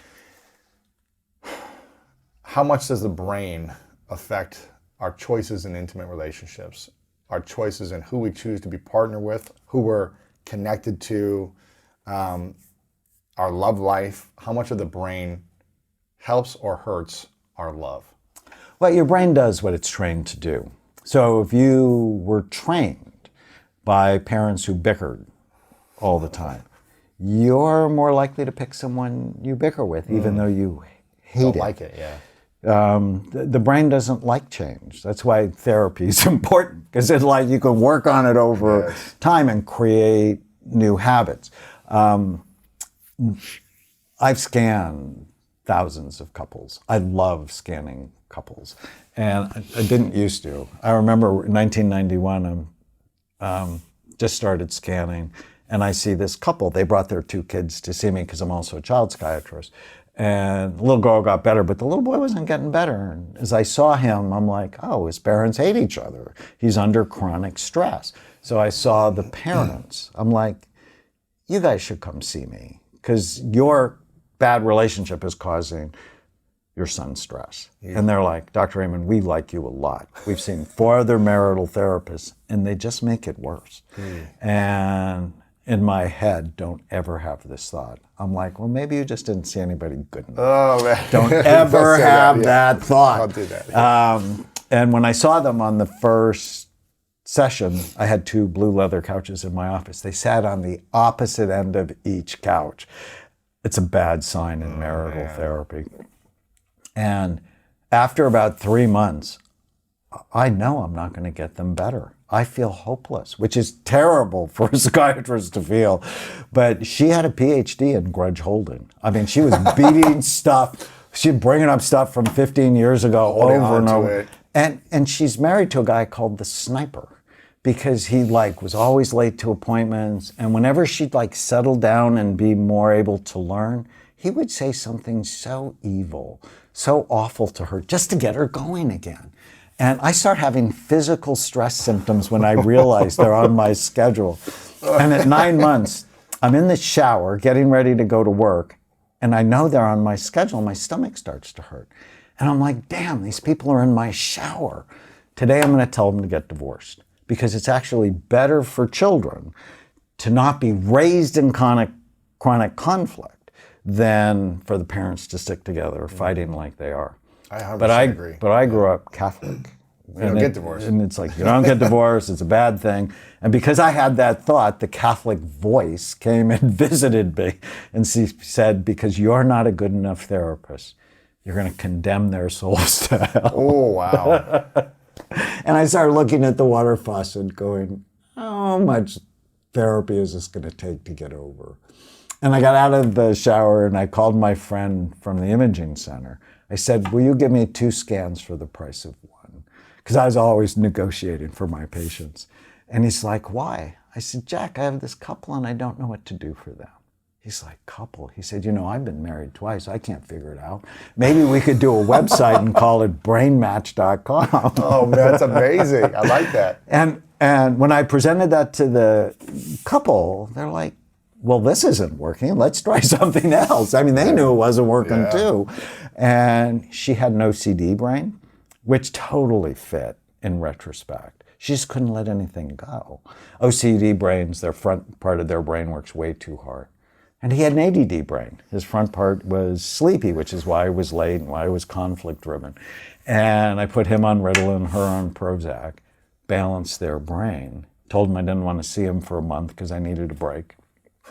And when they came back a month later, they sat on the same couch. Wow. She had her hand on his leg. Wow. Which is a good sign in marital therapy. And it's 30 years ago. I gave a lecture in San Francisco a couple of years ago. They came to it. They're still married. Shut up. They love each other. They don't fight with each other. She lets things go. He pays attention. And they're still married. With a better brain wow. comes a better marriage. And when I met my second wife, when I met her, I knew I wasn't going to fall in love with her until I saw her brain. And 2 weeks later, because I really liked her. So what does that mean? You like her, like, oh, but she needs to get scanned first before I say I'm yours. Yes, absolutely. And if what you happens? date any of my children for 4 months, if I think you're going to stick around, I scan you. I'm not kidding. I love this. It's sort of like Meet the Parents, Right. but worse. Hook me up. Put me So Tana, my wife, is a neurosurgical ICU nurse. So she loves what we do. And so when I suggested, hey, come to the clinic, let me look at your brain, she was all in. Okay. And then what did you see in the brain, and how did that match your... So her brain was balance it? actually pretty healthy, but I could see she had a head trauma in the past. And I'm like, do you ever have a head injury? And she said, no. And I'm like, because the scans don't lie. And I'm like, so maybe it was before she could remember Memory, everything, yeah. right? But she's like, no. I'm like, ever in a car accident? She goes, yeah, when I was 25, my sister fell asleep at the wheel going 75 miles an hour. gosh. We flipped 3 times, landed on the roof, and only because I was laying back that I survived. She said, but I didn't lose consciousness. And what people don't realize, consciousness is a brain stem phenomenon really deep in the brain. You can totally damage the cortex of the brain. And so but we work to make it better, and she's Right. been my best friend for 15 years. Wow. So if someone has a damaged brain, let's say you're hypothetically have the ability to go and get it scanned, you meet someone, you're dating them, you're like, I really like this person, I'm going to get them scanned, and their brain is messed up. Let's just say. Just know you're in for a wild ride. Now, if they're not willing to do anything about it, why would you be in a relationship with it? It's just your life's going to be hard. But I love them, and it's going to be stressful. But if they're like, oh, well, let's make this better, Let's improve it. that's awesome, Yeah. right? I mean, that's the attitude, right? If I scan my daughter's boyfriend and he goes, no, I'm not going to do any of this, Then- you need to move him on. Or you've got a decision. You're either going to struggle in this relationship and you maybe have some good times, but a lot of stress, or you can move on. Right. What's been It's just a piece of information that's it. that I think everybody should have. And when you're young and love, you don't really think about, well, how's his mom, how's his dad, what's the family history? But, being 66 and being a psychiatrist for 40 years, all of those things matter. And we mentioned diabesity, which is being overweight, high blood sugar, obesity, stuff like that. What's the S in Bright Minds? Sleep. Absolutely essential. So we talked about autophagy early. That's what happens when you sleep. Your brain cleans, it washes itself. Actually, the cleaning crew shows up. We didn't even know that. It's a system called the glymphatic system that is asleep basically when you're awake and turns on when you're asleep. Like sweeping out thoughts, stress, fat cells. Integrating information, but literally cleaning the synapses in your brain. Like the cleaning crew shows up. And if you're not sleeping 6.5, 7, 8 hours a night, trash is building up in your brain, making you more likely to be depressed, to have brain fog, Overweight, and all dementia. those things, right? Yeah, and so being disciplined about a good time for sleep, avoiding things that hurt sleep, doing things that help sleep can be just so helpful. Yeah, I had Andrew Huberman on a couple times, neuroscientist out of Stanford, and I told him, I'm trying to improve the quality of my brain, and I'm taking Spanish class 3 days a week. Got a private Spanish teacher. One, because for 20 years I've always wanted to do it, but it always gets too hard and I stop. And then at the end of the year, when I reflect on what I'm proud of, I'm always not proud that I didn't stick with something I wanted to do. So I keep telling myself, I either need to let this dream go and kill the dream and move on with my life, or I need to actually be consistent with it, even if it takes me years of practice until I'm fluent or conversational.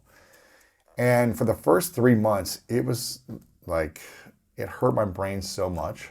Just learning, studying, trying to remember these things, it just was painful. Now I'm noticing the ideas are just as complex, but my brain isn't under so much pain and stress or just confusion or whatever. Like, I'm not enough, or I can't get this, or whatever it's saying. It's more like, okay, I understand this is challenging, but I know I can get this. So let me be patient with myself. And I feel like I'm picking up so much more because I may not get it in that moment, but then the next day or 3 days later, because I'm resting, because I'm cleaning out the mess, it's integrating. Like when I sleep, I feel like it's integrating what I learned days ago, and now I remember it. But if I'm not sleeping well, if I'm stressed out, it's much harder to remember these things. Absolutely. Yeah. Because it's one of the things that sleep does. It integrates what we learn during the day, and it compares it to our experience from the past, and then decides what to keep and what to let go. But if you're not sleeping well, or you're drinking to put yourself to sleep, it damages REM sleep, which is the most restorative sleep, and you're not going to get the benefit from it. Yeah. So sleep is absolutely essential. Sleep apnea, people who snore loudly, who stop breathing at night, triples their risk of Alzheimer's disease. Yeah. Sleep apnea. So how do we, well, I mean, it's probably applying these things will help you get rid of sleep apnea. And obesity is probably a big part of sleep apnea, I'm assuming, right? For some people. Now, some people are thin and have sleep apnea and they need to wear a CPAP. But working with the smartest people I know, right? This would be part of greatness, that the smartest people I know work with the smartest people they know. Yeah. And so stop denying you have a problem or saying, I won't do this or that. So many guys go, oh, I'll never wear a CPAP. It's like, well, you're murdering those baby seahorses every night when you're not breathing because, so we talked about your brain uses 30% of the calories you consume, 20% of the blood flow goes to your brain, 20% of the oxygen. Any oxygen debt state damages your brain. And I have like near drowning brains. They're That's just not good. awful. Really? Any oxygen debt state, and sleep apnea is an oxygen debt state. Really? Because you stop breathing, which is a very bad thing. Then? Are you able to recover those brains that have had near drowning or Sometimes. Yeah, it depends. We don't have the Lazarus treatment to bring dead brain cells back to life, but we can get the struggling ones better. And I have one girl, it just breaks my heart. She was taking too much of a pain medication and her heart stopped for 10 minutes. And I have her brain beforehand, it was this big fat, watermelon, and now it's like a prune. And I can get it better. It's never going to be normal. Really? Heartbreaking. Is she able to have an okay life still, or is it just struggling with? And it's not just her. It's her parents. Lives will never be the same again. We have to be so much more serious about brain health. When someone's brain shrinks over trauma, physical trauma, emotional trauma, whatever it might be, when it shrinks, obesity, what happens to the brain inside the skull? Is there more room? Is there more fluid in between the brain and the skull? Like what is actually, how small could it be? Is it rattling? Like what is actually happening with the space between the brain and the skull when it shrinks? So it gets bigger. The space gets bigger. Space gets bigger. And so fluid expands. will take it up. Okay. Because your brain's, has to be contained. But that's not what you want. You don't want fluid. You don't want a lot of fluid. More fluid. In fact, if you have too much fluid, it's called hydrocephalus, and that can shrink the brain. One of the causes of Alzheimer's disease is called NPH, or normal pressure hydrocephalus. And when we put a shunt in and drain some of that excess fluid, people actually think better. Put a shunt in the brain, the skull. Open up the skull. Put a shunt, and then we have it drain into your abdomen. Really? Yeah. How does that And work? that's not uncommon. You put something in the brain and it goes down? Think of a tube. The tube to goes just from the outside of the drain. body, or what? No, inside. Well, they'll tunnel it underneath your skin and Really? neck and so on. It goes all the way down. Yeah. That's a crazy. I actually did a procedure. study, it was fascinating, on something called omental transposition surgery, where we took the omentum from the gut, so it's like this fatty apron on top of your abdominal organs, and it's loaded with stem cells. So we actually bunched it up and put it on the brain, but kept it connected to the blood supply in the gut. It was pretty wicked surgery, but we found it really improved cognition. Now, this was before the whole stem cell movement. We've been working with stem cells to improve brain function. That's crazy. Pretty interesting. Crazy. I want to ask you about dopamine. In the last, I believe, 7 years, I feel like with social media, smartphones, kids having smartphones much earlier and earlier, video games, the access to these things, the constant dopamine hits that we're all getting more with our phones. What does an overwhelm of dopamine do to the brain? Does it support brain health? Does it hurt brain health? Should we have only 10% of the dopamine we're getting? What is it doing to our function of our brains? Dopamine's really important. It's a very important neurotransmitter. Now, there are a bunch of them that are really important. Serotonin and oxytocin and endorphins and cortisol. Dopamine works on the area called the nucleus accumbens, which is the pleasure center in the brain. Push on that and you feel, whoa, I like that. If you push on it too much or too intensely, it wears it out. And which is why my book, Feel Better Fast, there's a whole section on drip dopamine, don't dump it.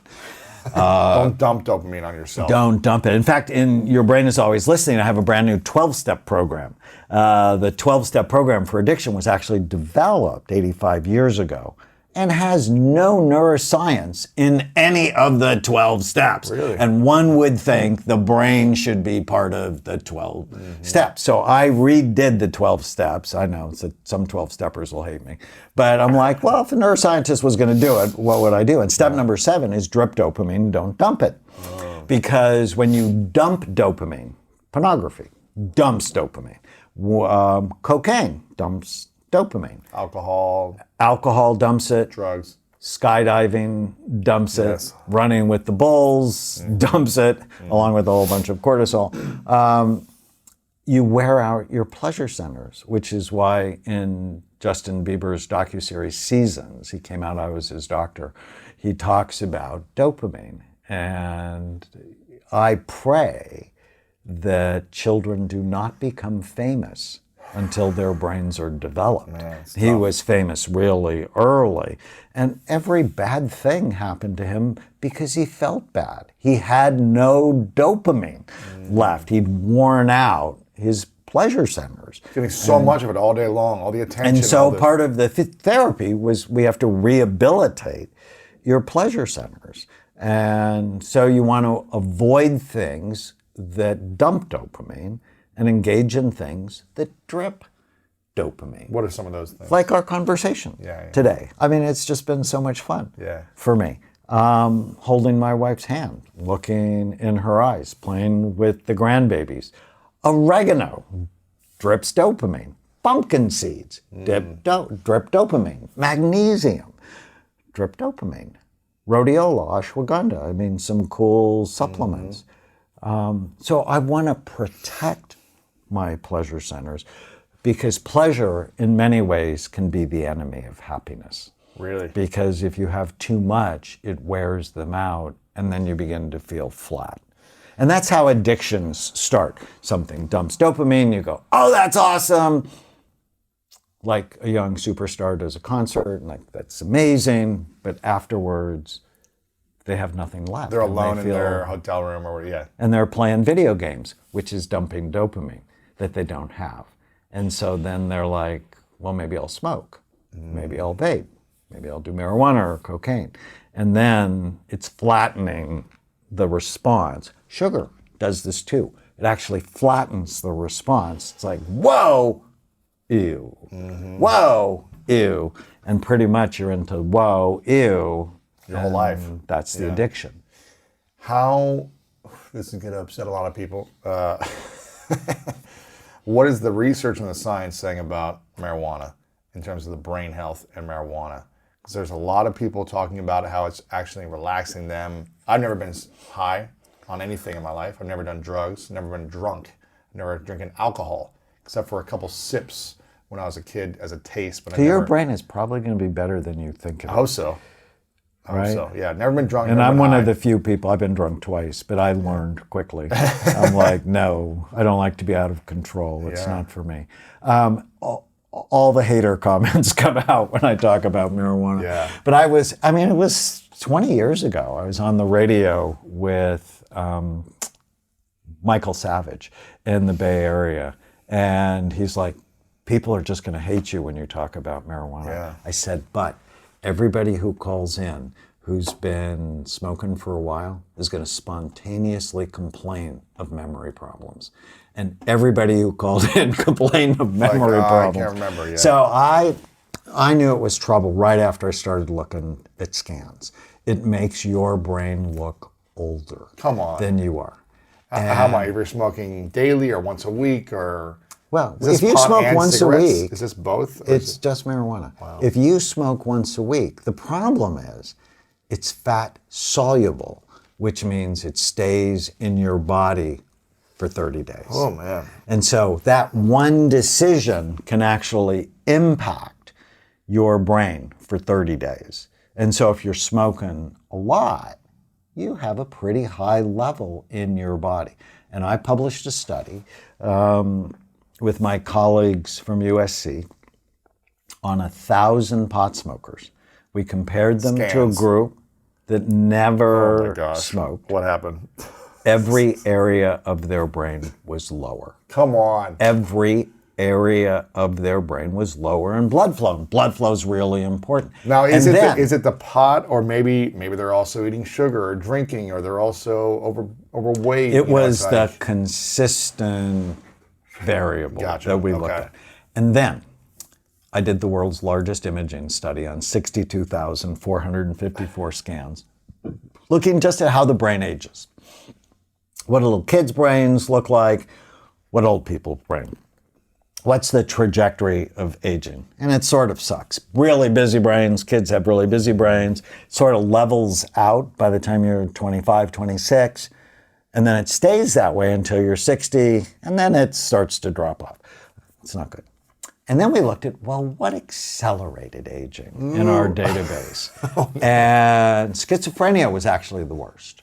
Their brains were like 10 years older. Then the next worst was marijuana. And it shocked us on. because we looked at alcohol and smoking, depression, ADHD. No, it was marijuana. I'm very concerned. And now I'm a fan of legalizing marijuana because please don't put people who smoke pot in jail. That is just a bad use of resources. But let's not say it's healthy. It's healthy for us because it's not. Kids who smoke, teenagers who smoke or use edibles have a higher incidence of anxiety, depression, and suicide It's funny as you're- teenagers. You're funny you're saying that because you see the case, or I'll see this online of people making the case for marijuana. And if people want to smoke and drink, it's on them. You know, I'm choosing not to personally for myself, but I'm not here to judge someone or make someone wrong. But I see people make the case and say, well, look at this person who, I don't even know what the condition's called, where it's like they're shaking, they can't control their body, they're like constantly shaking when they move, and then they smoke, and then all of a sudden you see them relax. You see these viral videos of these individuals who have these conditions or can't calm their mind, they have marijuana, and then all of a sudden they're like the most peaceful, relaxed person, and it helps that condition. And I see there's those evidence cases, yes. for it can work to help some forms of seizures. There's evidence Yes. for that. It helps with nausea and chemotherapy. Interesting. It helps with appetite for people who are really struggling with cancer and they've lost their appetite. And it's like a lot of other things that can be good and bad. Right. And so, I mean, You got to make your choice, yeah. ketamine, for example, has been shown to have antidepressant qualities, and yet is a drug of abuse. And so in a supervised setting, for some people it can be helpful. But let's not unleash it on the whole population. Right. And because as a recreational thing, as the perception of a drug, as the perception of dangerousness of a drug goes down, use goes up. And that's what's happening for our children. And marijuana, I'm hearing you say, based on this 60,000 scan study, is this what it was? 60, is one of the main factors for aging faster. Correct. The brain aging faster, which makes you lose memory, which makes you slow down, all these things, right? Correct. And what about smoking? It's bad. It's bad. Because nicotine constricts blood flow to the brain. And that's vaping. Vaping is just as bad? Vaping is just as bad. Well, Even if it doesn't have the when you toxins vape, you don't have as many toxins. But the flavoring is toxic. And so it's a bad idea to get involved in changing your consciousness. What's the matter with your consciousness? Let's change that. Right. Use diaphragmatic breathing, taming the ants, killing the ants, taming the dragons. Let's teach you how to mentally manage your mind so you don't have to medicate it. Have you seen anyone the mind is under so much attack that they've been addicted to substances, they've tried to get off, and they're unable to stay consistent with healthier habits because they had some type of mental condition that was so aggressive that they were just like, I need to drink, I need to smoke because I've tried the other way and it doesn't work? Or have you seen people who have been successful time after time if they're able to follow the challenging practices consistently to improve the quality of their brain? See, I would say they're simple practices. I've seen people... Challenging for people to... I've seen people both ways. Yeah. Right. And often it takes enough pain for them to change. Meaning but what? Sometimes, like losing their kids. Oh, man. But sometimes even when they lose their kids, they don't change because their brain has been hijacked. I don't know if you're like me, but one of the reasons I never did drugs is I never wanted something else to control my life.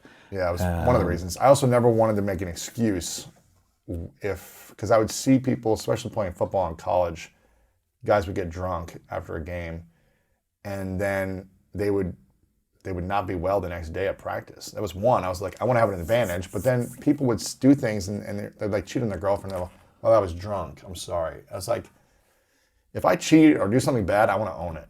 I want to be responsible for being a jerk or being an asshole or whatever I did, as opposed to blaming a substance that did that thing. So you want to be in control Absolutely. of your whole life. And Absolutely. That's what I want. Yeah. I don't want anything else controlling me. And if you know these things are potentially addictive, it's like playing Russian roulette. It's like, I would never play Russian roulette. I'm like, that's stupid. Why would I increase my chance of trouble? Yeah. To think you're invulnerable. It's just not a smart way to live. But anyway, I've seen patients both ways. Some people come and I teach them how to correct their negative thoughts, and they walk out of my office. It's like, no, I can't do that. I'm attached to, I'm a loser. And other people, they get it. And I'm always trying to be, how can I be more effective? And I find the easier I make it, the simpler I make it. Like, how do I get my brain healthy? Bright minds. It's like super simple, right? It's a little complicated, but it's your brain. Yeah. What about the wave of plant medicine use and normalization of plant medicine, the people saying it's transformational work, helping them heal their pain of their past, helping them overcome trauma, helping them break through things they've never been able to mentally break through with. This work of ayahuasca, plant medicine, all these different things. What are your thoughts on that in terms of brain scan results? Well, I actually did a study with ibogaine, which is one of the plant medications. And it's like an ayahuasca, or it's like ayahuasca, and it wasn't good from a brain perspective. Really? But I think it's going to be an interesting, exciting part of psychiatry. And there are lots of studies. It's just recently legalized, not now, but in 2 years in Oregon.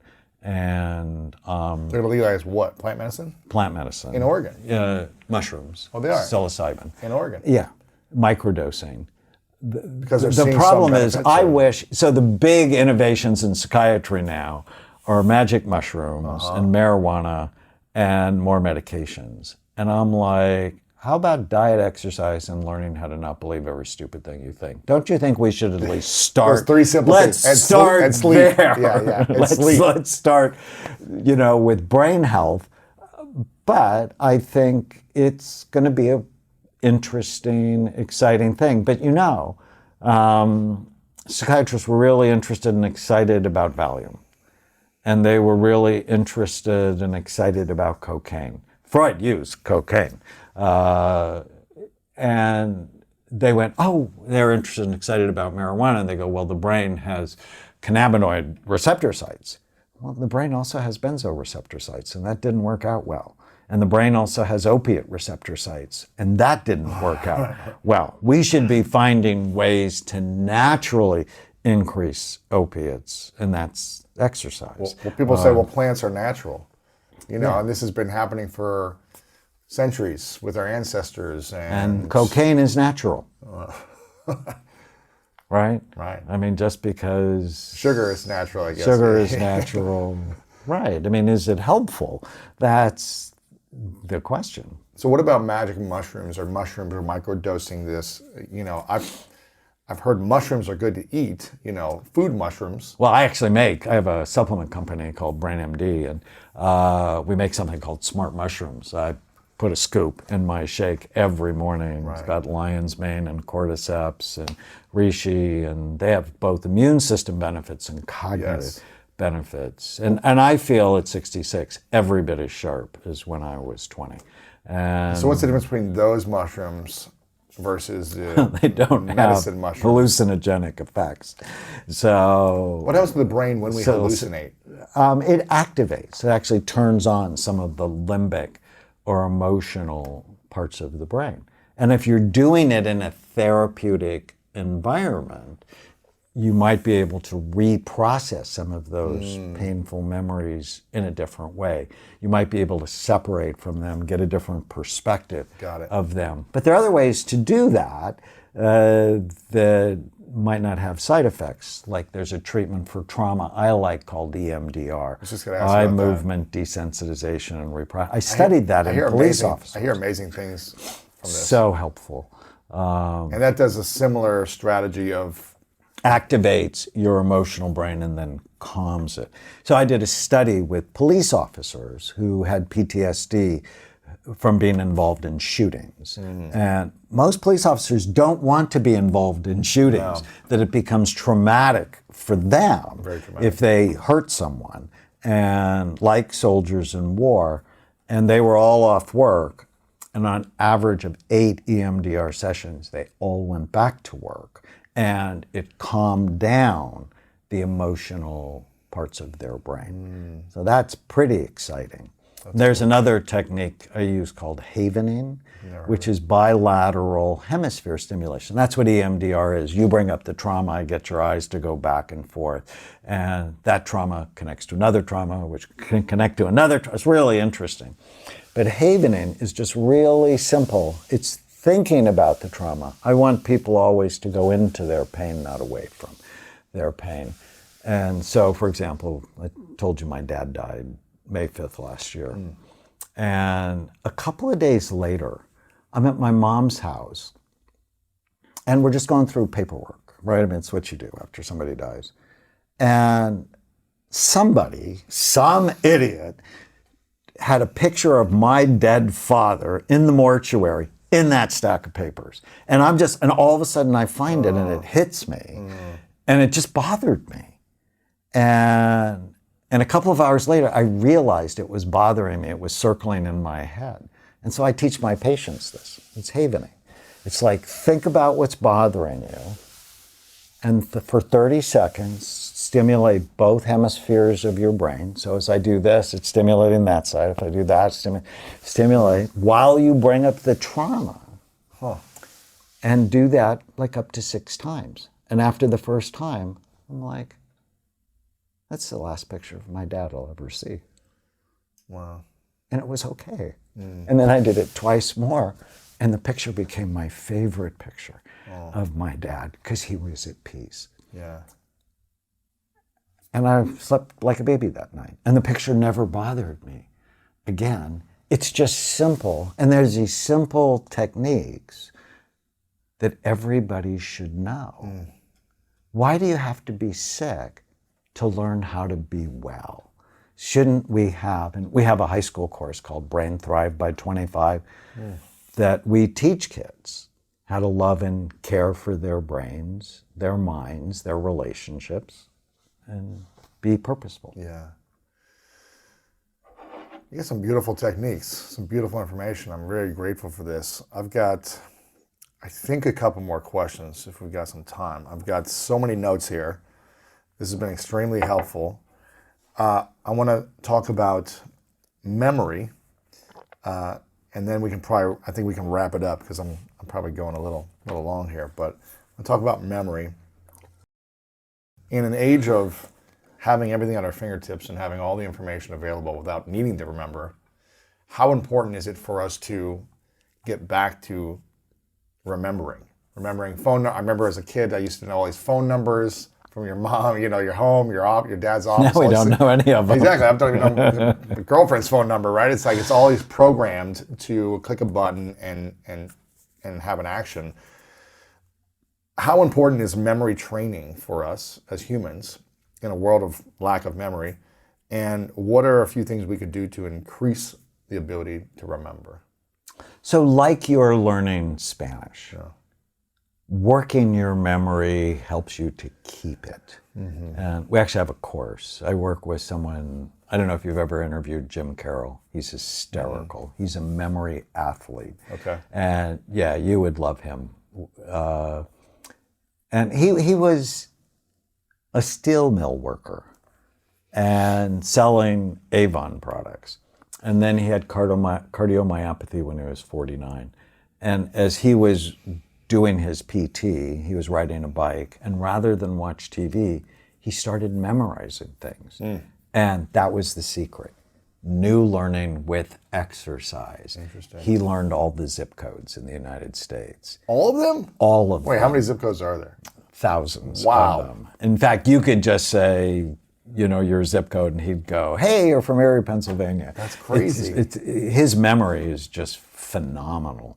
And then he learned all the Oscar movies and all the Oscar actresses and actors, and his memory is just unbelievable. He can go to a group of 2,000 people and give them tickets that have 12 letters on them and a movie on the other side, and he'll call on people randomly. You tell me the movie, I'll tell you the 12-digit number. A lot like Jim Quick. A lot like Jim Quick. A lot like Jim Quick. And he's hysterical. He's like a great entertainer. And if you use it, you get to keep it. If you don't use it, you'll lose it. And so it's really important. Yeah, we're probably not going to be remembering phone numbers because we have our auxiliary brains. But our auxiliary brains is causing Alzheimer's to be diagnosed 3 or 4 years later when it's actually harder to get help. Because I would diagnose people when I first started in practice 30 years ago because their family would call me up and they say he's getting lost in a place he's lived in 30 years. Ooh. But now you just have to go, "Hey Siri, take me home." Right. And so these auxiliary memories are actually causing people to be diagnosed later. We should always be working our brains. New learning is just absolutely Learning new essential. So skills. Spanish is great. Learning a musical instrument is great. A dance or whatever, producing stuff for television is great. It's a new skill. Right. Marketing is a new skill. Anything that challenges you. Anything. And you should be doing things that are new and different. Like I know how to read brain scans. Like hopefully you'll come and I'll look at your brain. I'll know immediately, healthy, not healthy. How many people have been through your labs? Well, we have done 183,000 scans. In how many years? I have 3 in 30 years. Wow. And we have 300 NFL players. And I love what I do. It's amazing. I'm so grateful. I had no idea that when I decided to be a psychiatrist, This would happen. that this would have been my life.